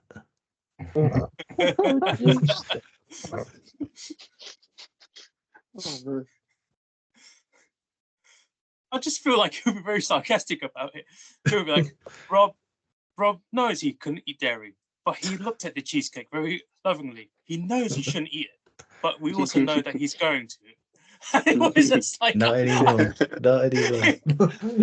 something about, I feel like that's, he'll Rob's be a very changed sarcastic. man. He's a changed man. He's fucked now. It has to be completely like lactose-free vegan cheesecake. I might have to stop eating yogurt, to be fair. That was. Oh, wait. I didn't expect you to have such an affinity for yogurt. I quite like yogurt, but I've noticed whenever I've had it with my lunch at work, I've struggled the second half of my shift with having to constantly run to the toilet. Oh, I thought you meant it just saps your motivation. Oh, yeah. It's like, A bit of both. You're just going around going. do you have like something against digestive, but whatever fucking like is the shit in the If anyone's got a problem with digestion, it's Patrick. Well, yeah, it's like, it's do you have like bacterial problems? my body's quite weird because I've not got lactose intolerance or IBS, but I get the symptoms every now and again. If you get the symptoms, Wait, are you no, sure if you you haven't get the got it? symptoms, that means you have No, it. That's, because- like, that's not how that works. Because There's triggers. I don't have those things. So but I do get the generally, symptoms. I have loads of milk-based stuff quite regularly, and it doesn't affect me. And I could have yogurt for like a month, and it won't affect me, and then there'll be one day it will. Oh, right. Like if you've got lactose Just- intolerance, it's going to affect you the whole time. Yeah, okay. Maybe you just had some bad yogurt. I don't know. Maybe someone left it on the shelf, on the warm part of the shelf. I don't know. That reminded me of when we went to see Shinedown, Ben. Yeah. And we were outside Islington What's- Academy, and who's I was like, Shinedown "Oh, he's." then? I was like, "Who's supporting?" And Ben was like, "Oh, I know their name, but I can't spell it or say it." I was like, I know "You it. don't know it then." I can see their name in my mind's eyeball, but I Yeah, can't no find plan. They're good, but I knows what they are. Funnily enough, I was telling Rachel about that night earlier because I saw some kids on scooters and it reminded me of yours, Emmanuel. Oh, cool. Good is very, very useful. Very useful. What? I swear I was going to say something. No, I can't remember.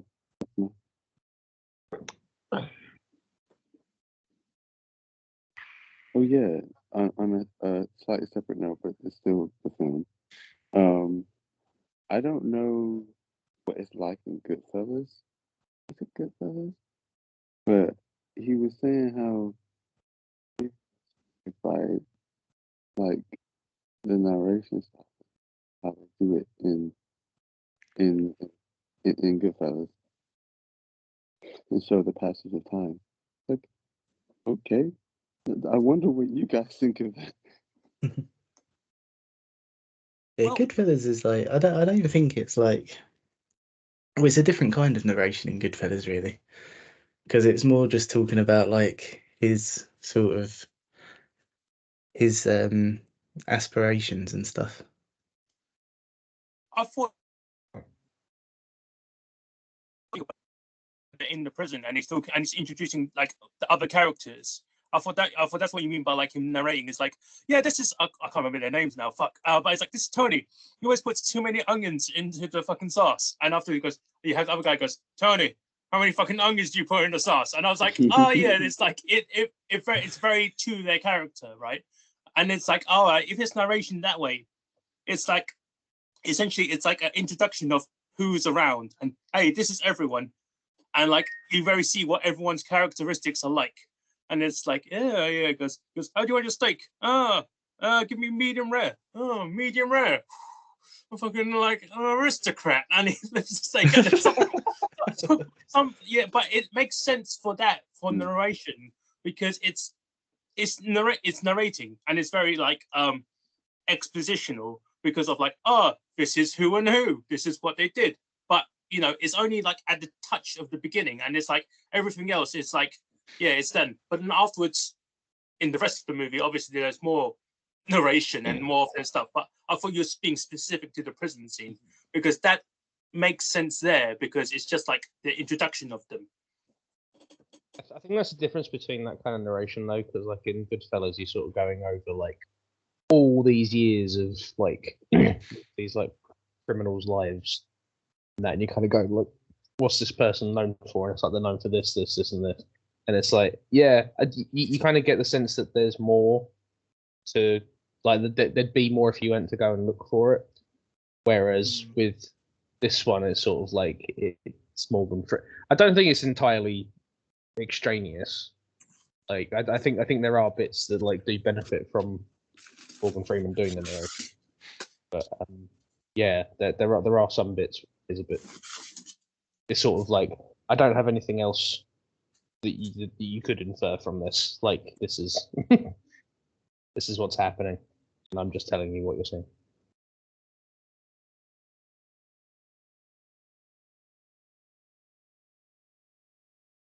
All right, still that standard, but You cut out a bit there. So I don't My know point if it's is- the same.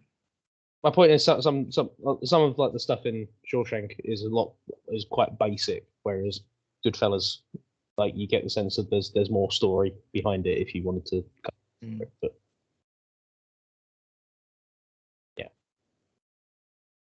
yeah. Alex thinks he's funny.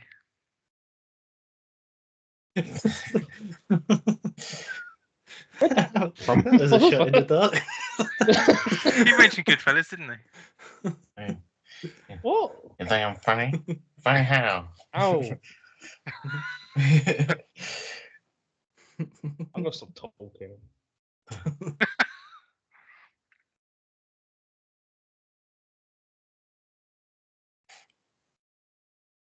Something that was quite an interesting fact. When you told me that Rachel really loved the film, as I found out, as despite it being like 95% male cast, practically probably more like 98% male cast, it apparently, like, so many women in general just love this film, and they're really like, they get it's a really quite a big critical hit with the female audience as well as men. So I think that's why it's probably quite beloved in such a huge way, because it seems to get people of all genders, I should say, to be interested in this kind of like this subject matter, which you'd normally think it's just kind of like a boys' own kind of thing. It's just prison men and all that. But yeah, not like that, not quite that boys' own. But that's what I found quite fascinating, and it's really quite interesting, and I really love that element of it, because women really get a different viewpoint from it for a different reason, because it's kind of like a romance, but it's about friendship, and I think that's quite something that's really interesting and something you don't see much of, especially with anything with anything for any kind of film that's all got guys in it. It's usually action flicks or just macho stuff, but this film isn't really quite that at all. So it's a very different type of kind of like male friendship story. Yeah, because I suppose like you can see that with Andy in general, really, because like like the way that he gets people to stop sort of like beating him up and doing horrible things to him is by talking. Like he's never like fighting them off really. Like, he tries to fight them off. It's never successful. Yeah. Like he's not really like a macho protagonist. Like is. I think it's But just yeah, no, something. it was. Sorry. I think it's just something that comes from like being able to empathize with people who aren't the same sex as you. Yeah. Like, yeah, I guess the Expendables is probably like less popular with women than blokes. Like, yeah, that was just being about blokes in general doesn't like necessarily stop people from like engaging with the story. Yeah, it's just how it's told. You're right. I was thinking while I was watching it earlier that it's like so like my mum watches a lot of shit TV movies, and they're always the same themes of like something mildly bad has happened, but everything's going to be all right. It's usually the arc. And I was thinking, like, it does kind of follow that. Like, I'm not saying it's a shitty TV movie, but like, it does kind of follow that sort of like. I suppose that's that satisfying ending that you usually see in those kind of things, where like these awful things have happened along the way, but it's okay because you can leave it with a smile, sort of thing. I think it's just, yeah, I think it's sort of it's intensely relatable. Like, I don't think you can really not like Andy because he's such an underdog, and and like there's aspects to what he does that I think everyone can kind of like pull from, because there's stuff the stuff about Andy Dufresne that I use in life, like when I'm trying to get someone to give me something for like a deadline, and I'm like, fuck, I've already asked them like twice in like the last like week or so, but like I really need this. I'm just like, well, fuck them. And so I just do, what would Andy do? And I just like, I'll just keep fucking messaging them until they give me what I want, so they can tell me to fuck off. Like, they can't say no to me forever, and I will just be a dickhead until they do what I want them to do. So, like that's it. And it's just like, that is the Andy Dufresne like, tactic. Persistence. Yeah. So that's funny because I sort of go, what would Red do? And then I just tell him that I don't give a shit. Very, very polarizing sort of style saying. We've done it again. Yeah, that's what's so cool about both characters. They're both so different, but they're different kind of draws their friendship together, because how they react and do things differently. Kind of, it just shows you the different paths people take. Sometimes will end up in the same destination. But I think what's quite interesting about Red is that the three sequences where you see him talk to the parole officers about his early release, and the first time he's really kind of enthusiastic and full of beans, and he's just eager to try and get out of prison the sooner the better, and he's really acting his socks off in that moment, and then he doesn't get released, and then the next time you see him, like 10 years later, he's a bit more run down and a bit like, yeah, I'm rehabilitated and I'm ready to go into the world, blah blah. He's kind of, the life's kind of like been sucked out of him a bit, but he still wants to get out. And then the third time, then he's literally doesn't give a shit anymore. He's just like, I don't care if I'm here anymore. I don't give a shit. I'm released or whatever. And then they release him, and he's like, what? Is that? He's just like, it's only when they've broken his spirit do they release him, and it's just, that's quite sad, but it says a lot about. I think there's something else about him that is again very relatable. Like, how many times in life have you said to someone, "Hey man, how's it going?" and they've said same shit, different day. Yeah. Like, it's just that. designed to be hyper relatable.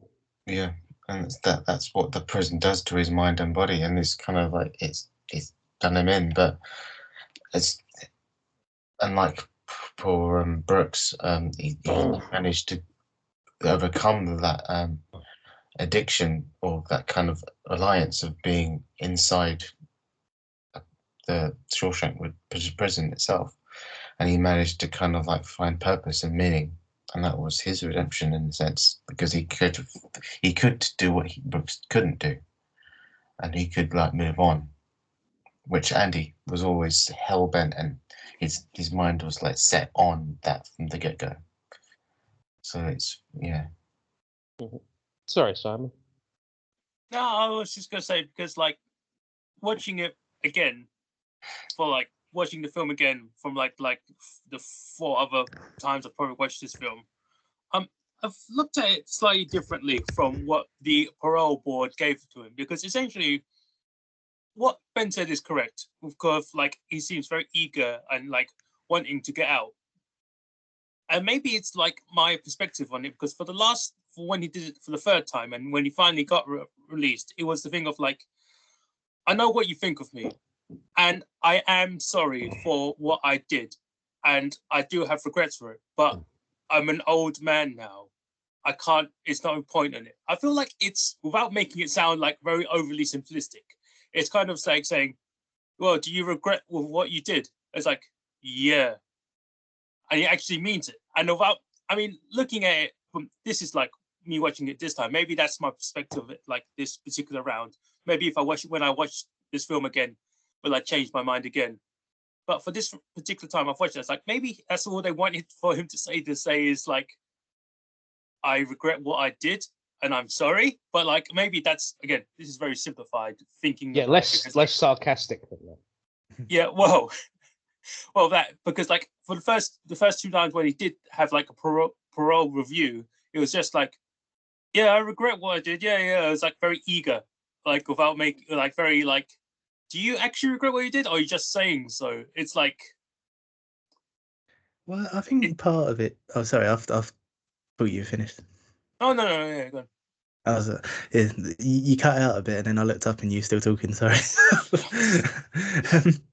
Yeah, no, I think part of it is just that it's a different prison by the time he actually gets out, because like it's after the corruption's come out, and like there's presumably new management and all that kind of thing, and I think you're given enough to sort of see that the management before are more interested in what they can get out of the prisoners than rehabilitation. Oh yeah, okay, yeah, I'll give you that as well, because like it's after he gets the parole review after the warden killed himself and everyone else is like changed around. So yeah, because I feel like maybe it's a change of perspective that made him go, look, I don't give a fuck anymore. Look, I can stay here, I can leave, I don't care. It doesn't matter. And so I think that's the thing. Like it links back to what I was saying before, like about how there's this school of thought about how prisons are basically just a way to legalize slavery again, because it's like there's a bit later on where he asks his manager to go to the toilet, and then he's saying about how like he can't have a piss now without somebody saying that he can, and I think there you can infer that like he's basically what the prisons want him to be. So like they've broken him down to a point where he's just like an obedient worker, more or less.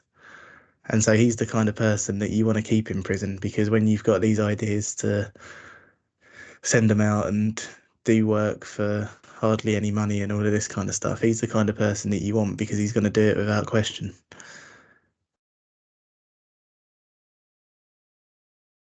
Yeah, that's fair. I mean, the system, I don't know how the prison system in America works, but I feel like it's a very, like, once you're a convict, you've always been a convict, and it's very hard for you to get out of that situation. So I feel like I'm gonna jump ahead a bit for it, but that after he gets out, there is a favorite like shot or favorite scene of mine, that is when he's out and about and he's finished work and he's kind of like moping about, and it pans with just Morgan Freeman's like face, but next to his face is the sign for the pawn shop, and it's just like gold jewelry, guns. And afterwards, it pauses. The shot lingers there for just a couple of seconds, a bit too long than he usually thinks. Then afterwards, he kind of notices the sign and walks over to the store to see the guns. I always thought, I don't think that would ever be in the book, but I feel like that shot as a movie scene shows you like his thought process very clearly of what it could have been. But then afterwards, it gets ruined with him voice acting what his monologue was. He has this fucking monologue, and it's like, yes, we knew what you thought about. Maybe I could just like think of how to break my parole. And he looks at the guns, and it's just like, but I didn't, because he saw the compass as well. I was like, okay, fine, all right, it won't take too many, won't like cut away too many points. But it's like that shot and that scene is probably the best for me to see, just like the way that the character is thinking, not how Morgan Freeman is thinking or the writing is thinking. So I was like, oh yeah, that's probably my favorite scene. Just seeing those particular shots is like, it's very beautifully done, I think. And that's the story of how I died, but then I lived. I do want to bring up actually, and this is the closest it got to me nearly laughing out loud at it. It's when he goes to get the letter.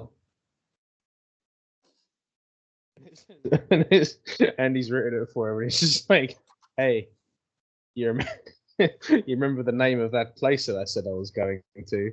And then he like says something, and he goes, "Zihuatanejo." I was like, "No, you didn't. Shut up." I was like, "Andy, didn't you write it down at all?" Shit, like, I was about to say, I don't remember. down. I was about to ask one of you guys, what was the name of that place? I keep forgetting myself. And I was like, Zihuatanejo. But like, Andy says it he says it twice one time. And the first time he says it quite clearly, and then he goes like, "Wait, what did you say?" And then he goes, "Zihuatanejo." And he's just like, I was like, "You didn't remember that? Yeah, that was a word.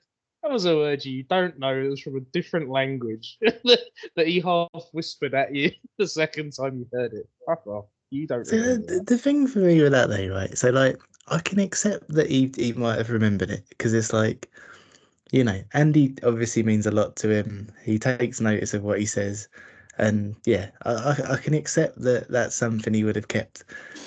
But I'm also like, why didn't you just write it? Like, if you went to the effort of saying you remember that place, you could have just written it, unless you don't know how to spell it, which is quite reasonable too. But it's also, do you want someone? You know, you're kind of fleeing like criminal. You know, I can get why you'd want to stay anonymous.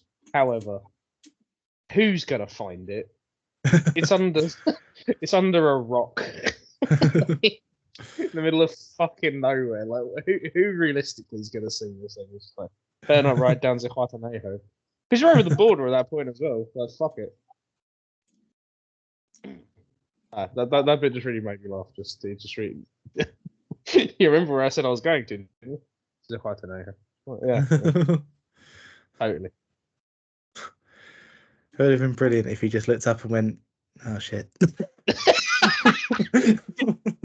you said that because there is that's our version of Shawshank Redemption. I'm like, you remember where I said I was going? Then you went, fuck. Yeah, I was going to say, I hate that you guys have said that, because there is a fucking Family Guy version of Shawshank Redemption that scene exactly happens as you guys described it.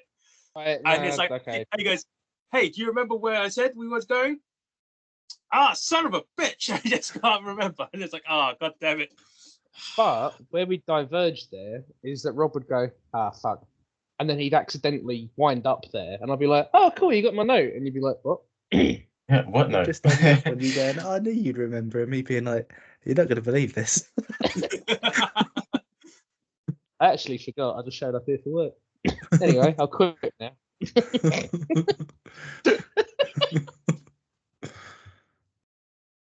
Fucking Family Guy.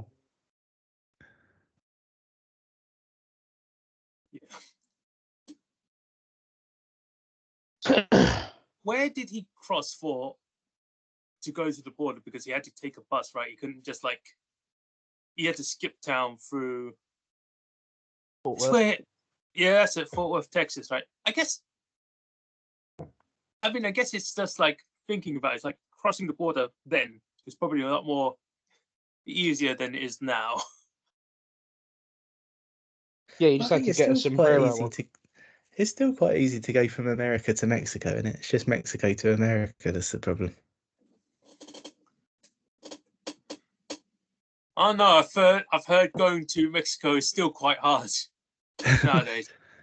I mean, the only thing I've ever really heard about it is people who say like, once you cross the border, don't stop and all that kind of stuff. And I just assume that that's racism, to be honest.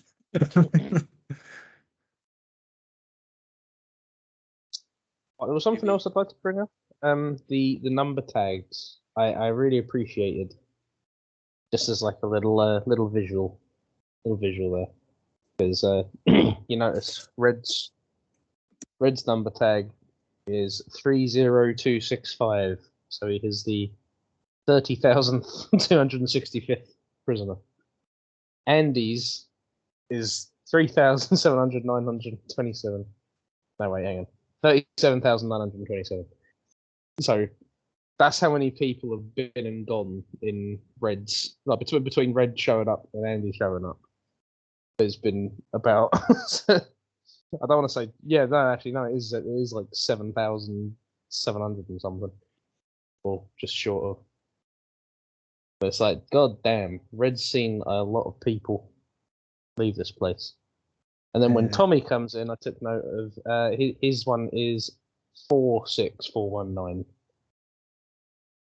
So, yeah, that's obviously even more. But so when you consider the gulf between Red's one, which is 30265, and Tommy's, which is 46419, it's like, god damn, that's a lot of fucking people that you've seen come and go. That's actually quite a nice little detail. I really like that.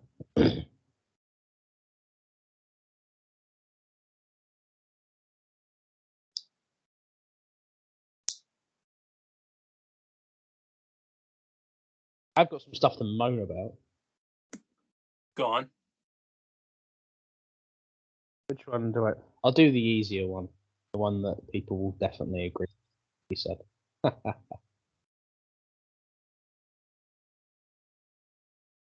How are we feeling about Tommy being in the same fucking cell as the bloke who actually did kill Andy's wife?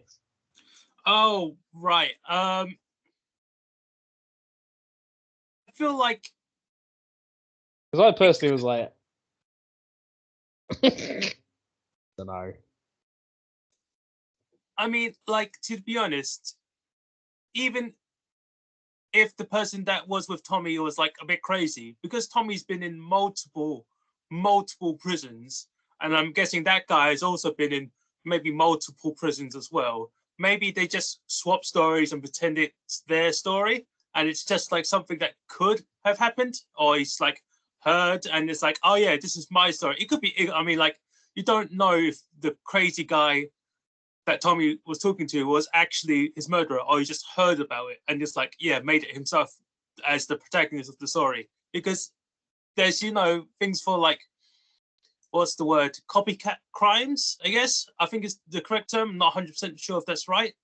But like, it could have been, it's big coincidence, yes. But it could have been just like a story that has been passed around. And it's like, yeah, I remember hearing about it in the news. So I've just, maybe the crazy guy's crazy. And it's like, yeah, this is my story now. Because remember, he's like a crazy, twitchy guy, and it's like, yeah, and the guy, and I got the ex-boyfriend to be this guy who's like, take the blame. And it's like, did you actually do it, or did you think you did it? I don't know, because he didn't, like, there's no, like, again, there's no extension on the story. There's no details that only the person who murdered his wife and the golf pro guy would know. He's just said it. Just saying it doesn't mean anything.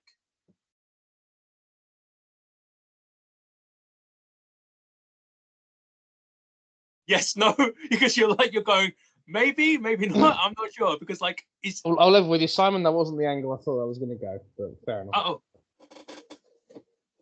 Okay, fair enough. What were you expecting?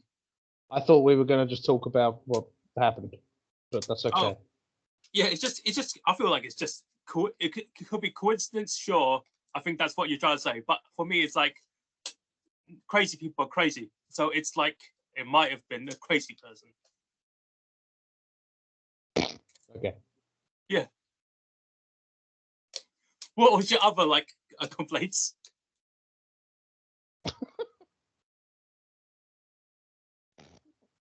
Okay. My other one was very lucky that Andy's put in a cell that is on a load-bearing wall.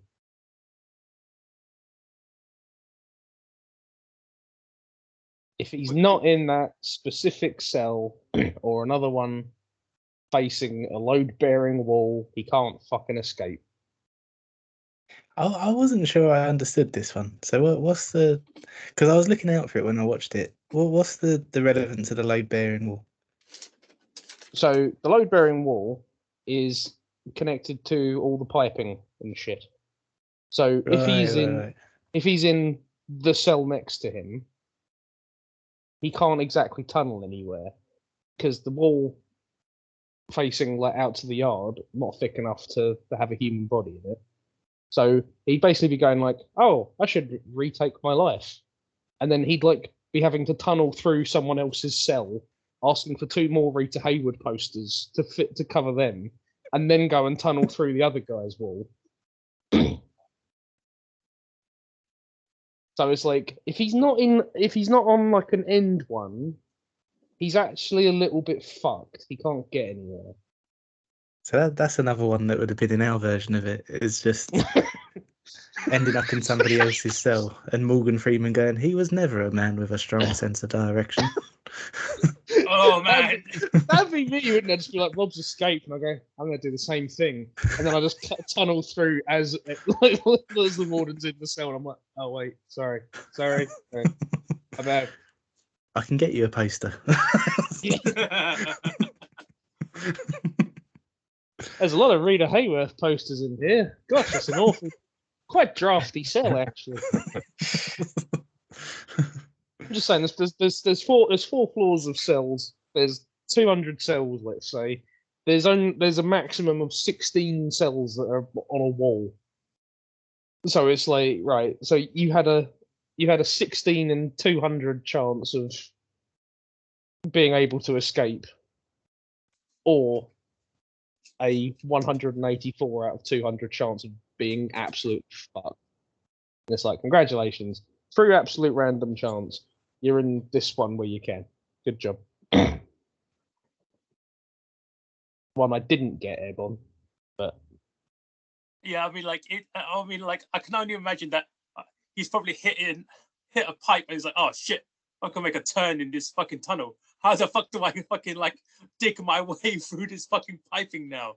Fuck, I could, yeah. It's very, I guess, for that it makes sense because there were so many. Because he's also on the, he's not the highest, but he's on the middle, sort of line of cells. So he had to climb up to that pipe and shimmy his way down. So I guess that was.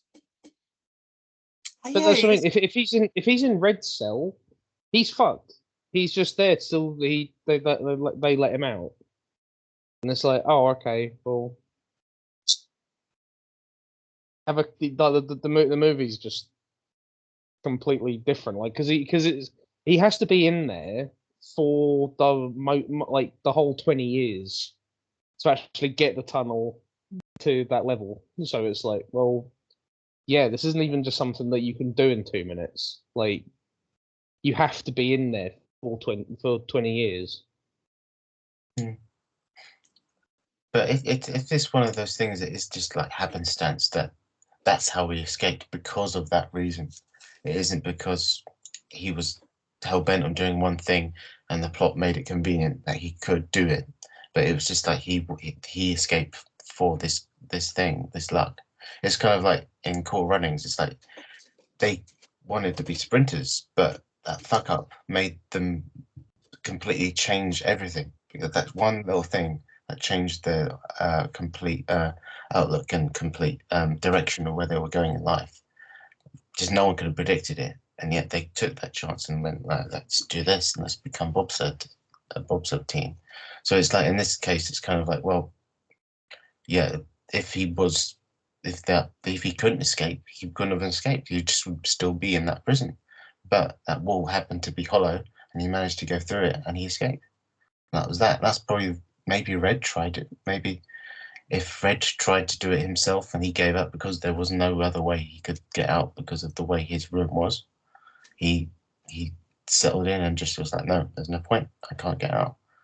But Andy did because of that little thing, that just one tiny thing. And that's how like real prison breaks have happened in real life, because there's all been one flaw in the infrastructure and the blueprints of the building, because there's just one thing that one guy managed to uncover by mistake, by accident, and that's how they found that little loophole and got themselves to freedom. You can't have a Shawshank Redemption without him taking control of his life. Yeah. So you wouldn't have a Shawshank Redemption if he happened to be in the cell next door. Yeah, and that's why it works, because it's not Red's story, it's Andy's story, and it's not focusing on him because he was destined to escape. Oh, So sorry, He Ben, was destined to escape. just to kind of what Ben said. Yeah. I've heard people say that the main character isn't Andy though; it is Red. So Yeah. I'm like, I mean, like it's very much Andy's story, but the main character is still Red. So I don't to know be if that's fair, like you can make it as a dual protagonist kind of thing. It's like he is the narrator, isn't he? He's kind of like the pseudo protagonist. Well, Red's the protagonist, and Andy's kind of like the surrogate protagonist. I think maybe is it? Would you say a passive protagonist is the one that goes with the story, and an active protagonist is the one who changes the story, isn't it? Something to do with that. I'd just say deuteragonist. Something like that, yeah. But either way, there was another moment there where I went like, no, and it was when Red was. I was kind of like settling into it, and sort of like I was sort of feeling all kind of like choked and all everything it wanted me to feel. And then Red went, you can see why Andy liked geology. And I was like, I know, Red, fucking hell. It's time and pressure, I get it. I can't believe you didn't understand what I was getting at. What did you think I meant? No, I just didn't. I didn't get the relevance of it. Oh, right. Do you get it now? Yeah, I get where you're coming from. I don't know if I'd like. Well, it's the objectivity argument we always have in it. I don't know if I'd say it was a weaker story for it, but I get where you're coming from. I just think it's some like random allocation that allows him to escape. It's like, okay. Right, I suppose. I mean, the only other thing about that now is like you gotta think. I mean, we get that he was doing it bit by bit, but like if you see so much like rocks just suddenly appear in the yard, you'd be like, where the fuck did all these little rocks and pebbles come from? It's like a whole like wall's worth of rocks are here. It's like almost someone was climbing through the walls. But we slowly ended up with another wall in the prison yard. What's going on? It must have happened over time, but I've never noticed. I should say, by the way, it's not something that I think is like necessarily a problem, but it's just I can't think of I can't think of a fix for it necessarily. I think like this story does require a bit of happenstance to like work, but I figured it was something that I'd take the point off for something I didn't. There.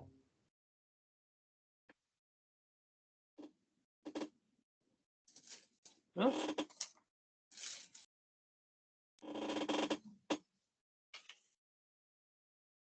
Your chair is just amazingly talented at making things awkward.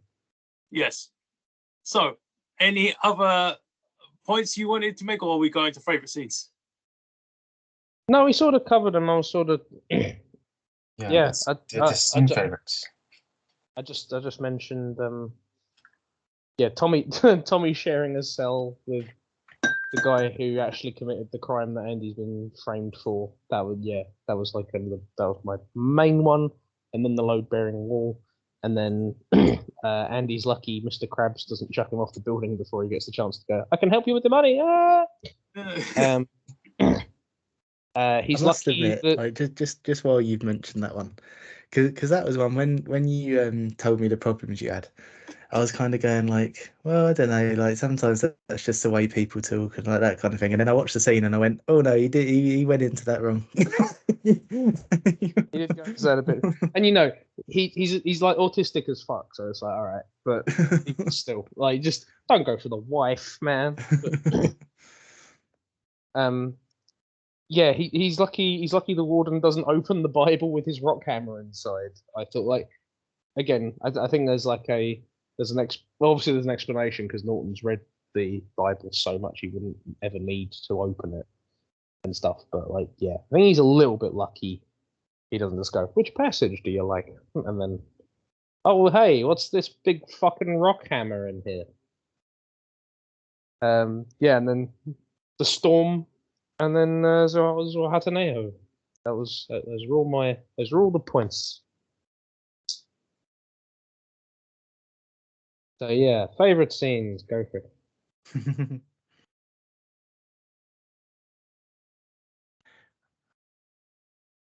I don't know if favourite is the right word, but I do like the Brooks was here scene. Like that's where I'm feeling the most fragile.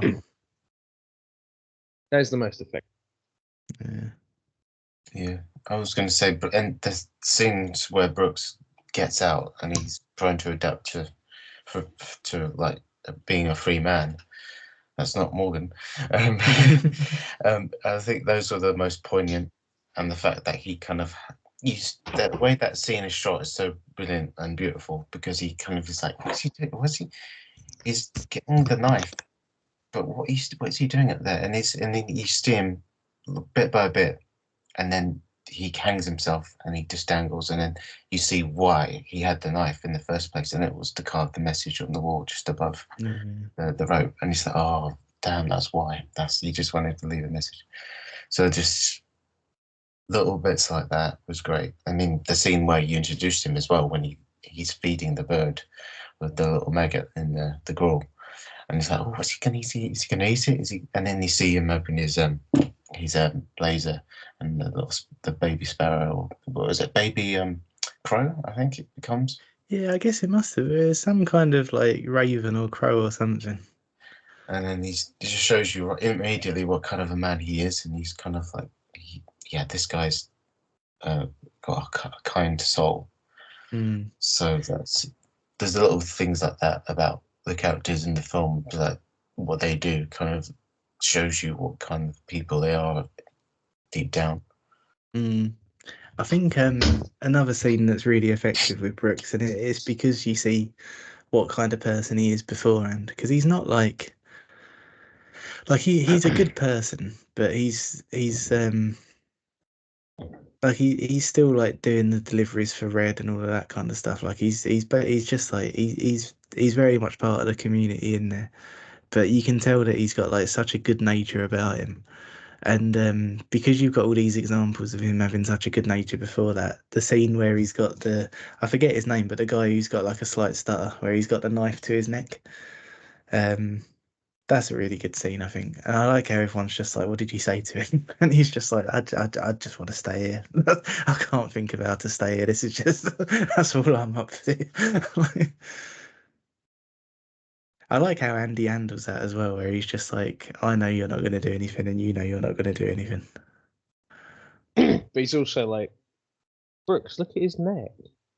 Isn't that horrible?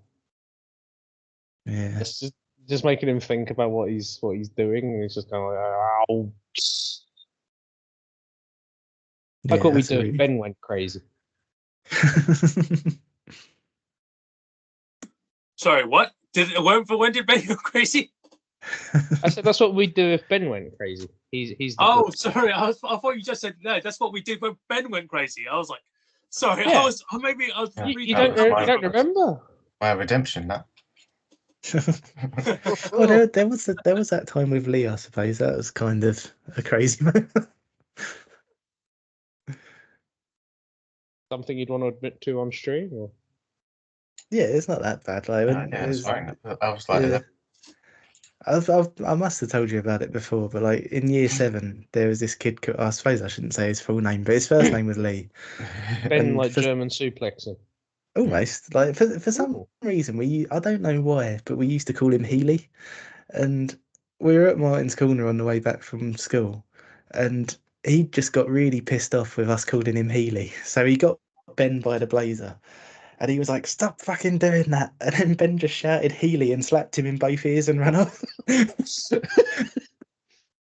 That's if it's He the was lead that I dumbfounded. think it is, that's fucking amazing, Ben. I applaud you. That's Healy. Oh yeah, I Literally can that. Literally imagine that. the year 7 you fucking feeling the champion. Yeah, that's fucking brilliant.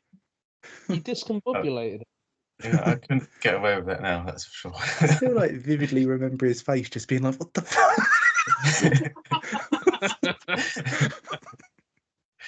Damn, amazing. I've never heard this story before. That's great. Oh, it was brilliant. It was so funny. No, you I haven't, like have you? fucking collapsed laughing, man. It was so funny. I was like, I was such easy prey if he was like angry about it, because he chased Ben down the road and I was just like in a phone box on the floor just crying with laughter. It's like in Torrentier, like what was it? It's around Parzo's, like I can't remember. It was from the school right to the Martin's Corner, wasn't it? I think Yeah. the whole stretch of road. Oh, it was so funny.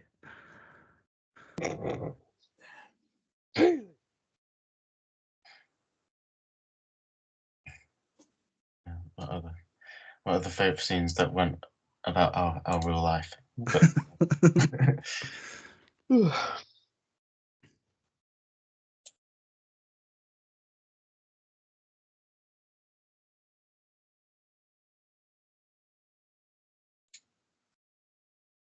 well, before someone says, I have to admit that the ending, once he gets out of prison, with the whole sequence with the music and the atmosphere and everything about it, when Andy finally gets the freedom ride coming out of the sewer, just it's a simple scene, but it's just so powerful, and it's just like, yeah, it's triumphant, and it's exactly what you're hoping to see from the beginning of the film, and what your whole film's leading up to is his escape.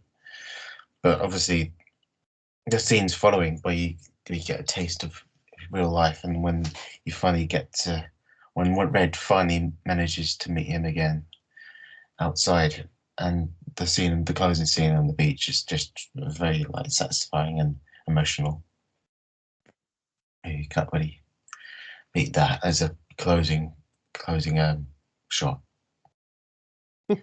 I met Andy on the beach, and he'd bought a little boat that he was gonna do up, and then we did all right, and then the camera panned away, and these are the credits.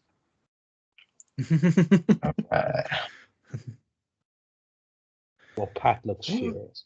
What was the name of that place in Mexico? Zihuatanejo, don't you remember? I Sorry. whispered it earlier after saying it once. Sorry, There we Alec, go. I zoned out when you were pretending to be Morgan Freeman. That's fine. I think I'm just looking at Zihuatanejo now. It's literally one big beach. One big bitch. you remember I said that was good. Yeah, I mean, to be fair, I can see why Andy wanted to go there, and I can see how Morgan Freeman found him there as well. Because he'd be the only person on the beach. I forgot where Andy went, so I just walked along the coast of Mexico.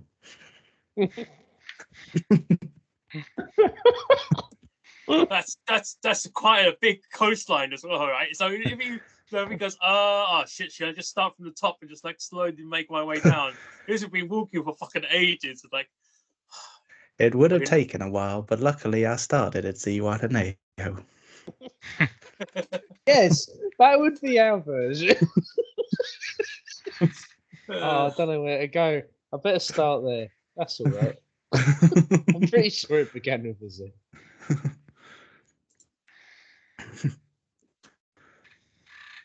If there's one thing I remember about the place, it's that it had a name I couldn't pronounce, like everywhere else along the coast in Mexico. Yeah, I couldn't pronounce it, and I couldn't see where it is, but I know where it is.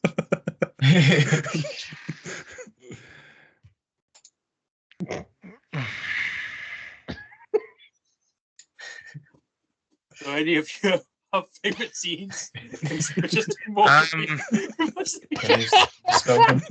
Probably one of my favourite scenes was when they were on the rooftop, and after Andy sort of made his wager to the prison guard, and he sort of got everyone beers, and he was just sat there all content.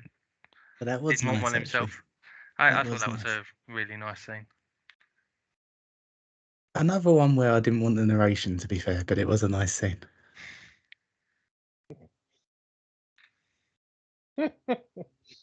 I think he just did it so he could help out Mr. Krabs.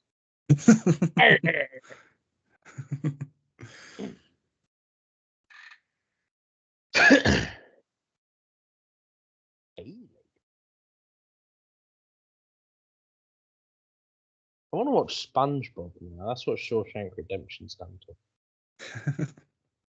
Oh my god, there's a place in Zihuatanejo that, well, it's called Bajen del Palma. Yeah. Oh, you'd have found that way easier. Yeah. Is that like our names like compressed in front of Emmanuel Second? I'm not sure where he went, but I'm sure it sounded like one of my favorite directors, Brian De Palma.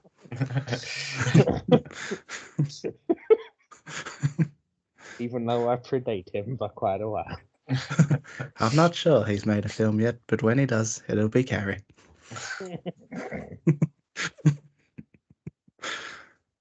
I thought you said when he does, it will be Gary. That'd have been a very different film. Yeah, sure, why not? I was about to be the like, school from Gary. He's like, oh. I was about to be like, what the fuck? There's a place on the Mexican coast called Post Office, and now I've just realised what that refers to.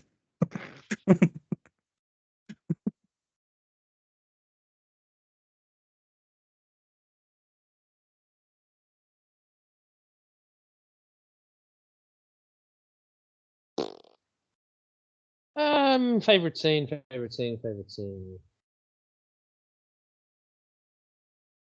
don't know where Pat would relate most. It's when that bloke is having a big shit and he puts the music on. And he's like, oh no, I need to deal with this. And then he realises he's been locked in. That was one line where I wanted less subtlety. Because that line would have been brilliant if he was like, I'm going to do a poo, and by the time I get back. Start without me, I'm going to do a poo. Andy, I'm doing a poo. You realise we all shit, right?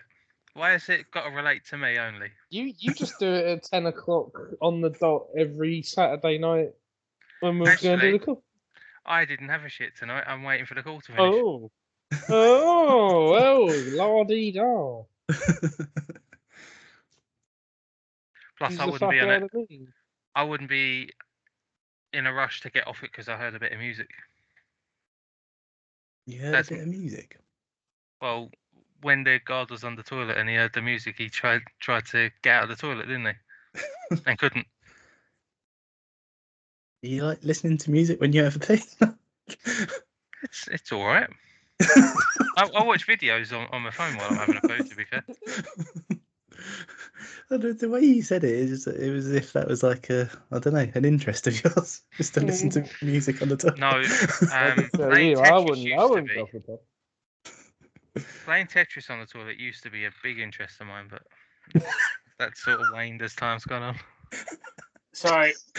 I had to cut in again. Did you just say you played Tetris on the toilet? Yeah. He was playing live. So you're clearing lines while you're clearing your bowels. So Yeah. that's just like Playing No. Tetris while he's playing Tetris. wait, no. Don't line them up. Ah.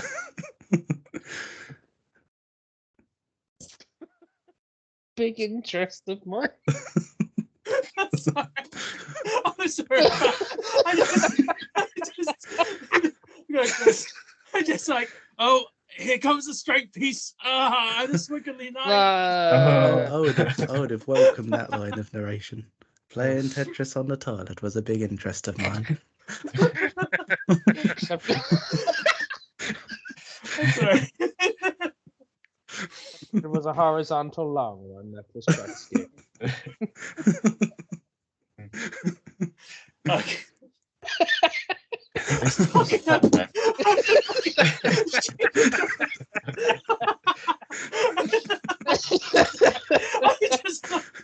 I can't get it. Oh. You guys still laughing at that? I'm sorry. Genuinely.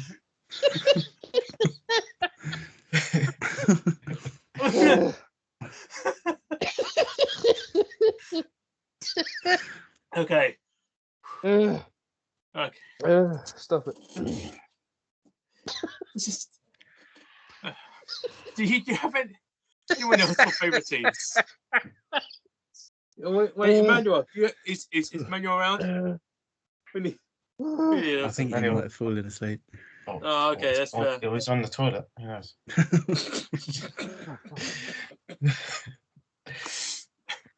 Yeah. Yeah. It's good. There we go. Yes, it's great film. I mean, like, if it is on the TV, I'll probably watch it again, like, whenever it is on. Apparently, that's how it gained an audience, because TNT bought the production company that made it, Castle Rock. And yeah, when they bought Castle Rock, they got the rights to it, so they just started showing it on TV a lot.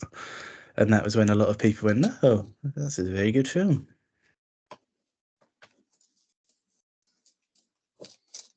Nice.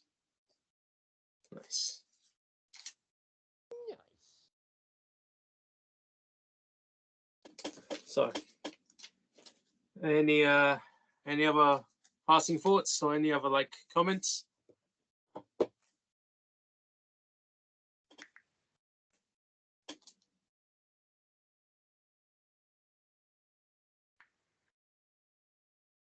I don't think No. anything more needs to be said.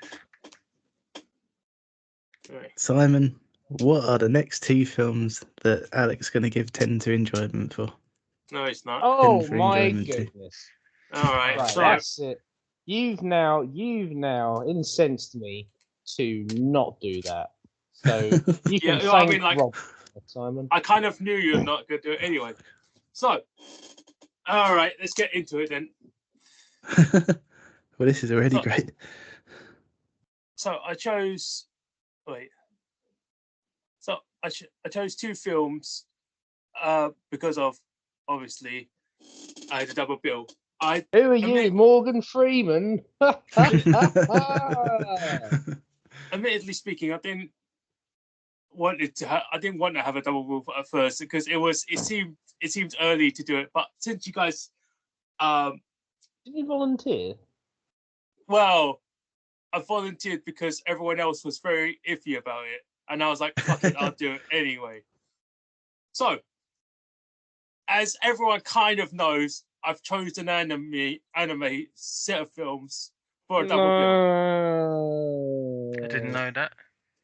I didn't Oh, know you that can't- either. I guess. Oh. Okay. So, and I've chosen the two films I've chose are supposed to be romance films as well. I'm not sure as well. This is interesting. So Oh, if dear. it's like another your name situation, or is it gonna be like something else. I don't know. We'll see how it is. So, the two films. Fucking hell, is that the actual English name of it? Fucking hell. Okay. Sorry. What's it called? Rape on a train section. So, the first film is called To Me, the One Who Loved You. The second film is called To Every You I've Loved Before. Yeah, it's Those very names are fucking giving me a complicated. headache. Referring to me. Are these as you. related, or is it just that Well- they sound like a sequel to one I've another? never heard of Well, these. that's the thing, right? Because we've always had this conversation about which film to watch in which particular order. These are parallel films to each other.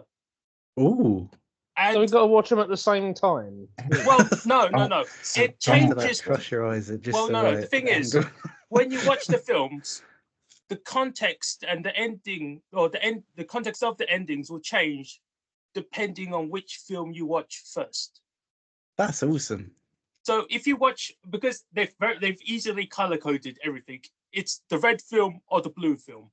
If you watch the blue film first, it will change the context of the red film, and if you watch the red film first, it will change the context of the blue film. So it really depends on which one you watch first, and it will change what the ending means, I because love that idea. they're movies in parallel universes, but they literally are running together supposedly. Oh, Does this mean that I have to watch The Matrix to make my mind up which one I watch first? Just fucking flip a No. coin.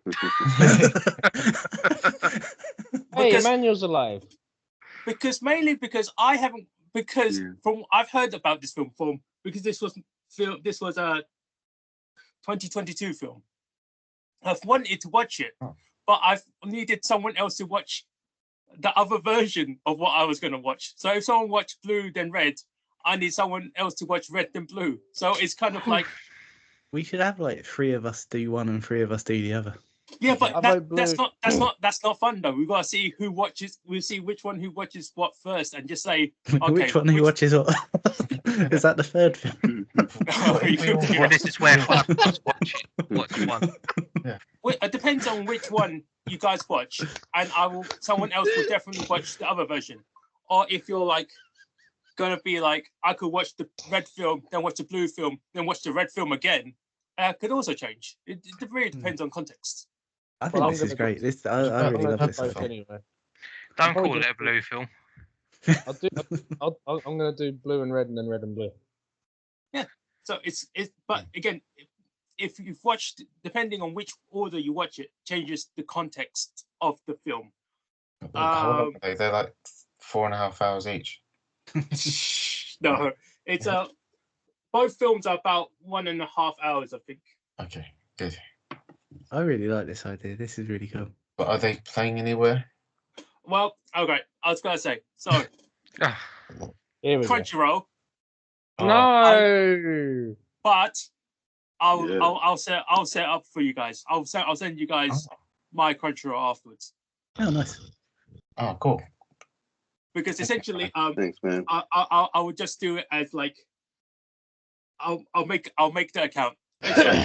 It's like free for like 2 weeks or something. So I was like, just watch it, Because we've all whoever done watches- the trial yeah. anyway. Yeah. So like by the time the free trial ends, it's like, well, we've all watched the film by then. There's other places to watch it as well, and I think I'll just make the Crunchyroll account if I have to choose another anime movie, which I probably will, to be honest. Right? It's like just me, but like, Yeah, but last time- that's me in the future. We'll see how it is, but like, yeah. So this is And the last so time this we is- had Crunchyroll was Ghost in the Shell, wasn't it? no, it it's was Odd on Taxi. no, Oh, was it a taxi? yeah, Ghost in the it's Shell like. was available everywhere. I think. Mm. But the thing is, with Crunchyroll now, I feel like I found out that they have Shin Godzilla with Japanese Yeah. subtitles as Oh, well. after all that. Yeah, Oh, and they've I was actually got the subtitled version now. like, yeah. From what I understand, they have the actual subtitle version. I'm like, that fucking takes the piss. So it's like, okay, but it can't be helped. It's like, I don't know, like licensing deals probably. Mm. So that's it. So the movies again are to me, who loved you, and to every you I've loved before. Which one's the blue one? The blue one is You- to every you I've loved before is the blue one. Okay, I think I'll start with To Me You Loved You then. Yeah. I'm gonna go blue. Whatever. I don't. I'll toss a coin. Yeah. Oh, for fuck's sake! So it'll be Three interesting of to us need see. to pick blue, and three of us need to pick red. I'll do blue as well. I guess on the screen. Oh, sorry, not on the screen. On the spreadsheet. Which one do you want to put first? Okay, me, Ben, and Rob are gonna do blue, and then you guys all do red. How's I that? don't mind that. Right, I'll flip a coin for which one goes first on the spreadsheet. Okay. Blue for heads. Sure, why not? No, red for Shit, heads I've because got it to- rhymes. Yeah, blue for heads. No, So- red for heads. So someone Well, put all that. Seeing the as it's details disputed, I'll in flip the another chat one. and in the group. Okay. I've changed my mind. Blue for head. Oh, now it's heads again. So the red movie first. To me, the one who loved you. Oh, that sounds like the first one to me. Wait, I'll, let me look. I'll put that one first. I'll put that one first. Like Suppose, to all the from what- yous I've is it to all the yous I've loved before? That sounds like a sequel to Me Who Loved. It's really difficult to say these names. Yeah, but because from what I understand, the books came out the same day, but because of filming issues and like distribution rights, they couldn't both. The films couldn't be done on the same day. So one was done in October and the other one was done in September. Well, it's a shame that they didn't come out on the same day. So it's like, oh, okay, but it's like, yeah, the initial release dates were like different, but like the books, from what I understand, were like on the same day. So it's like, obviously, you have to watch one to read the other. You have to watch one first before you watch the other. But like again, it changes the context. So I'm very interested to see how it goes for each person, and say, oh yeah, but this one, when you watch this scene with this character, but it's like, oh no, but that changes because of the film I watched beforehand. Yeah, that's really cool. That's a really cool idea. So this is like the interesting part of the film. If the actual films are interesting or not, I'm sorry if they aren't. I don't know. I appreciate the idea, man. I think this is really cool. It does mean that you're vulnerable to Alec's system now, because one film could create a contrivance in the other, as in a film club first. Yeah, which You silly boy. which will be the talking point for the next chat, where it's like, oh yeah, Wait. but it doesn't make sense. Of course it makes sense. You watched it in the wrong order. It'd be like a whole thing, right? We could If talk one about of- it for ages. If one film creates a contrivance in the other, then which one loses the story score? The one that created it. Okay. Yeah, but which order do you watch it in can change the contrivance. But Alec watches them twice, so he's going to watch them in other orders. So technically, they both created the issue if they've got an issue. Yeah, I guess. So they both get slammed. That's yeah. Hey That's, man, I mean, you're supposed to be arguing for positive scores. I am very, because it could be a really interesting story, and because the story is so interesting, you might be going like, I'll lay it off with like half a point reduction. That could happen, but we don't know. I haven't watched the movies. I have When no have I idea. ever done that? True, you would probably take a whole point off. But if the story is interesting enough, you might go, I'll take 1 point off. No, I won't drop it by like 10 points. When have I ever done that? I'm just joking with it. But in any case, yeah. So those are my two films, and I feel like once I finish setting it up properly, I'll give you the Crunchyroll stuff. Nice. I like this. This is fun. Fucking Crunchyroll. Oh, I got to think of a This good is great. I'm going to enjoy the little survey at the end where it goes, why do you like anime? And I can go, I don't. How often do you watch anime? And I go, never. More than Why you did think. you sign up to Crunchyroll? I didn't. Yeah, pretty much right. My friend exploited you by making one profile into 6. Now I've got the image Like- that Alec is Michael Caine. We like that meme. We like the meme with the little blonde lady and the 5 large black gentlemen behind. They're doing that. With that. What? I fucking hate that. I know what fucking meme you're talking about. Oh I my fucking goodness. hate that shit. Okay. I think we'll end it there. Yeah. Okay. Emmanuel, just to tell you the joke, it's just porn. It's just porn.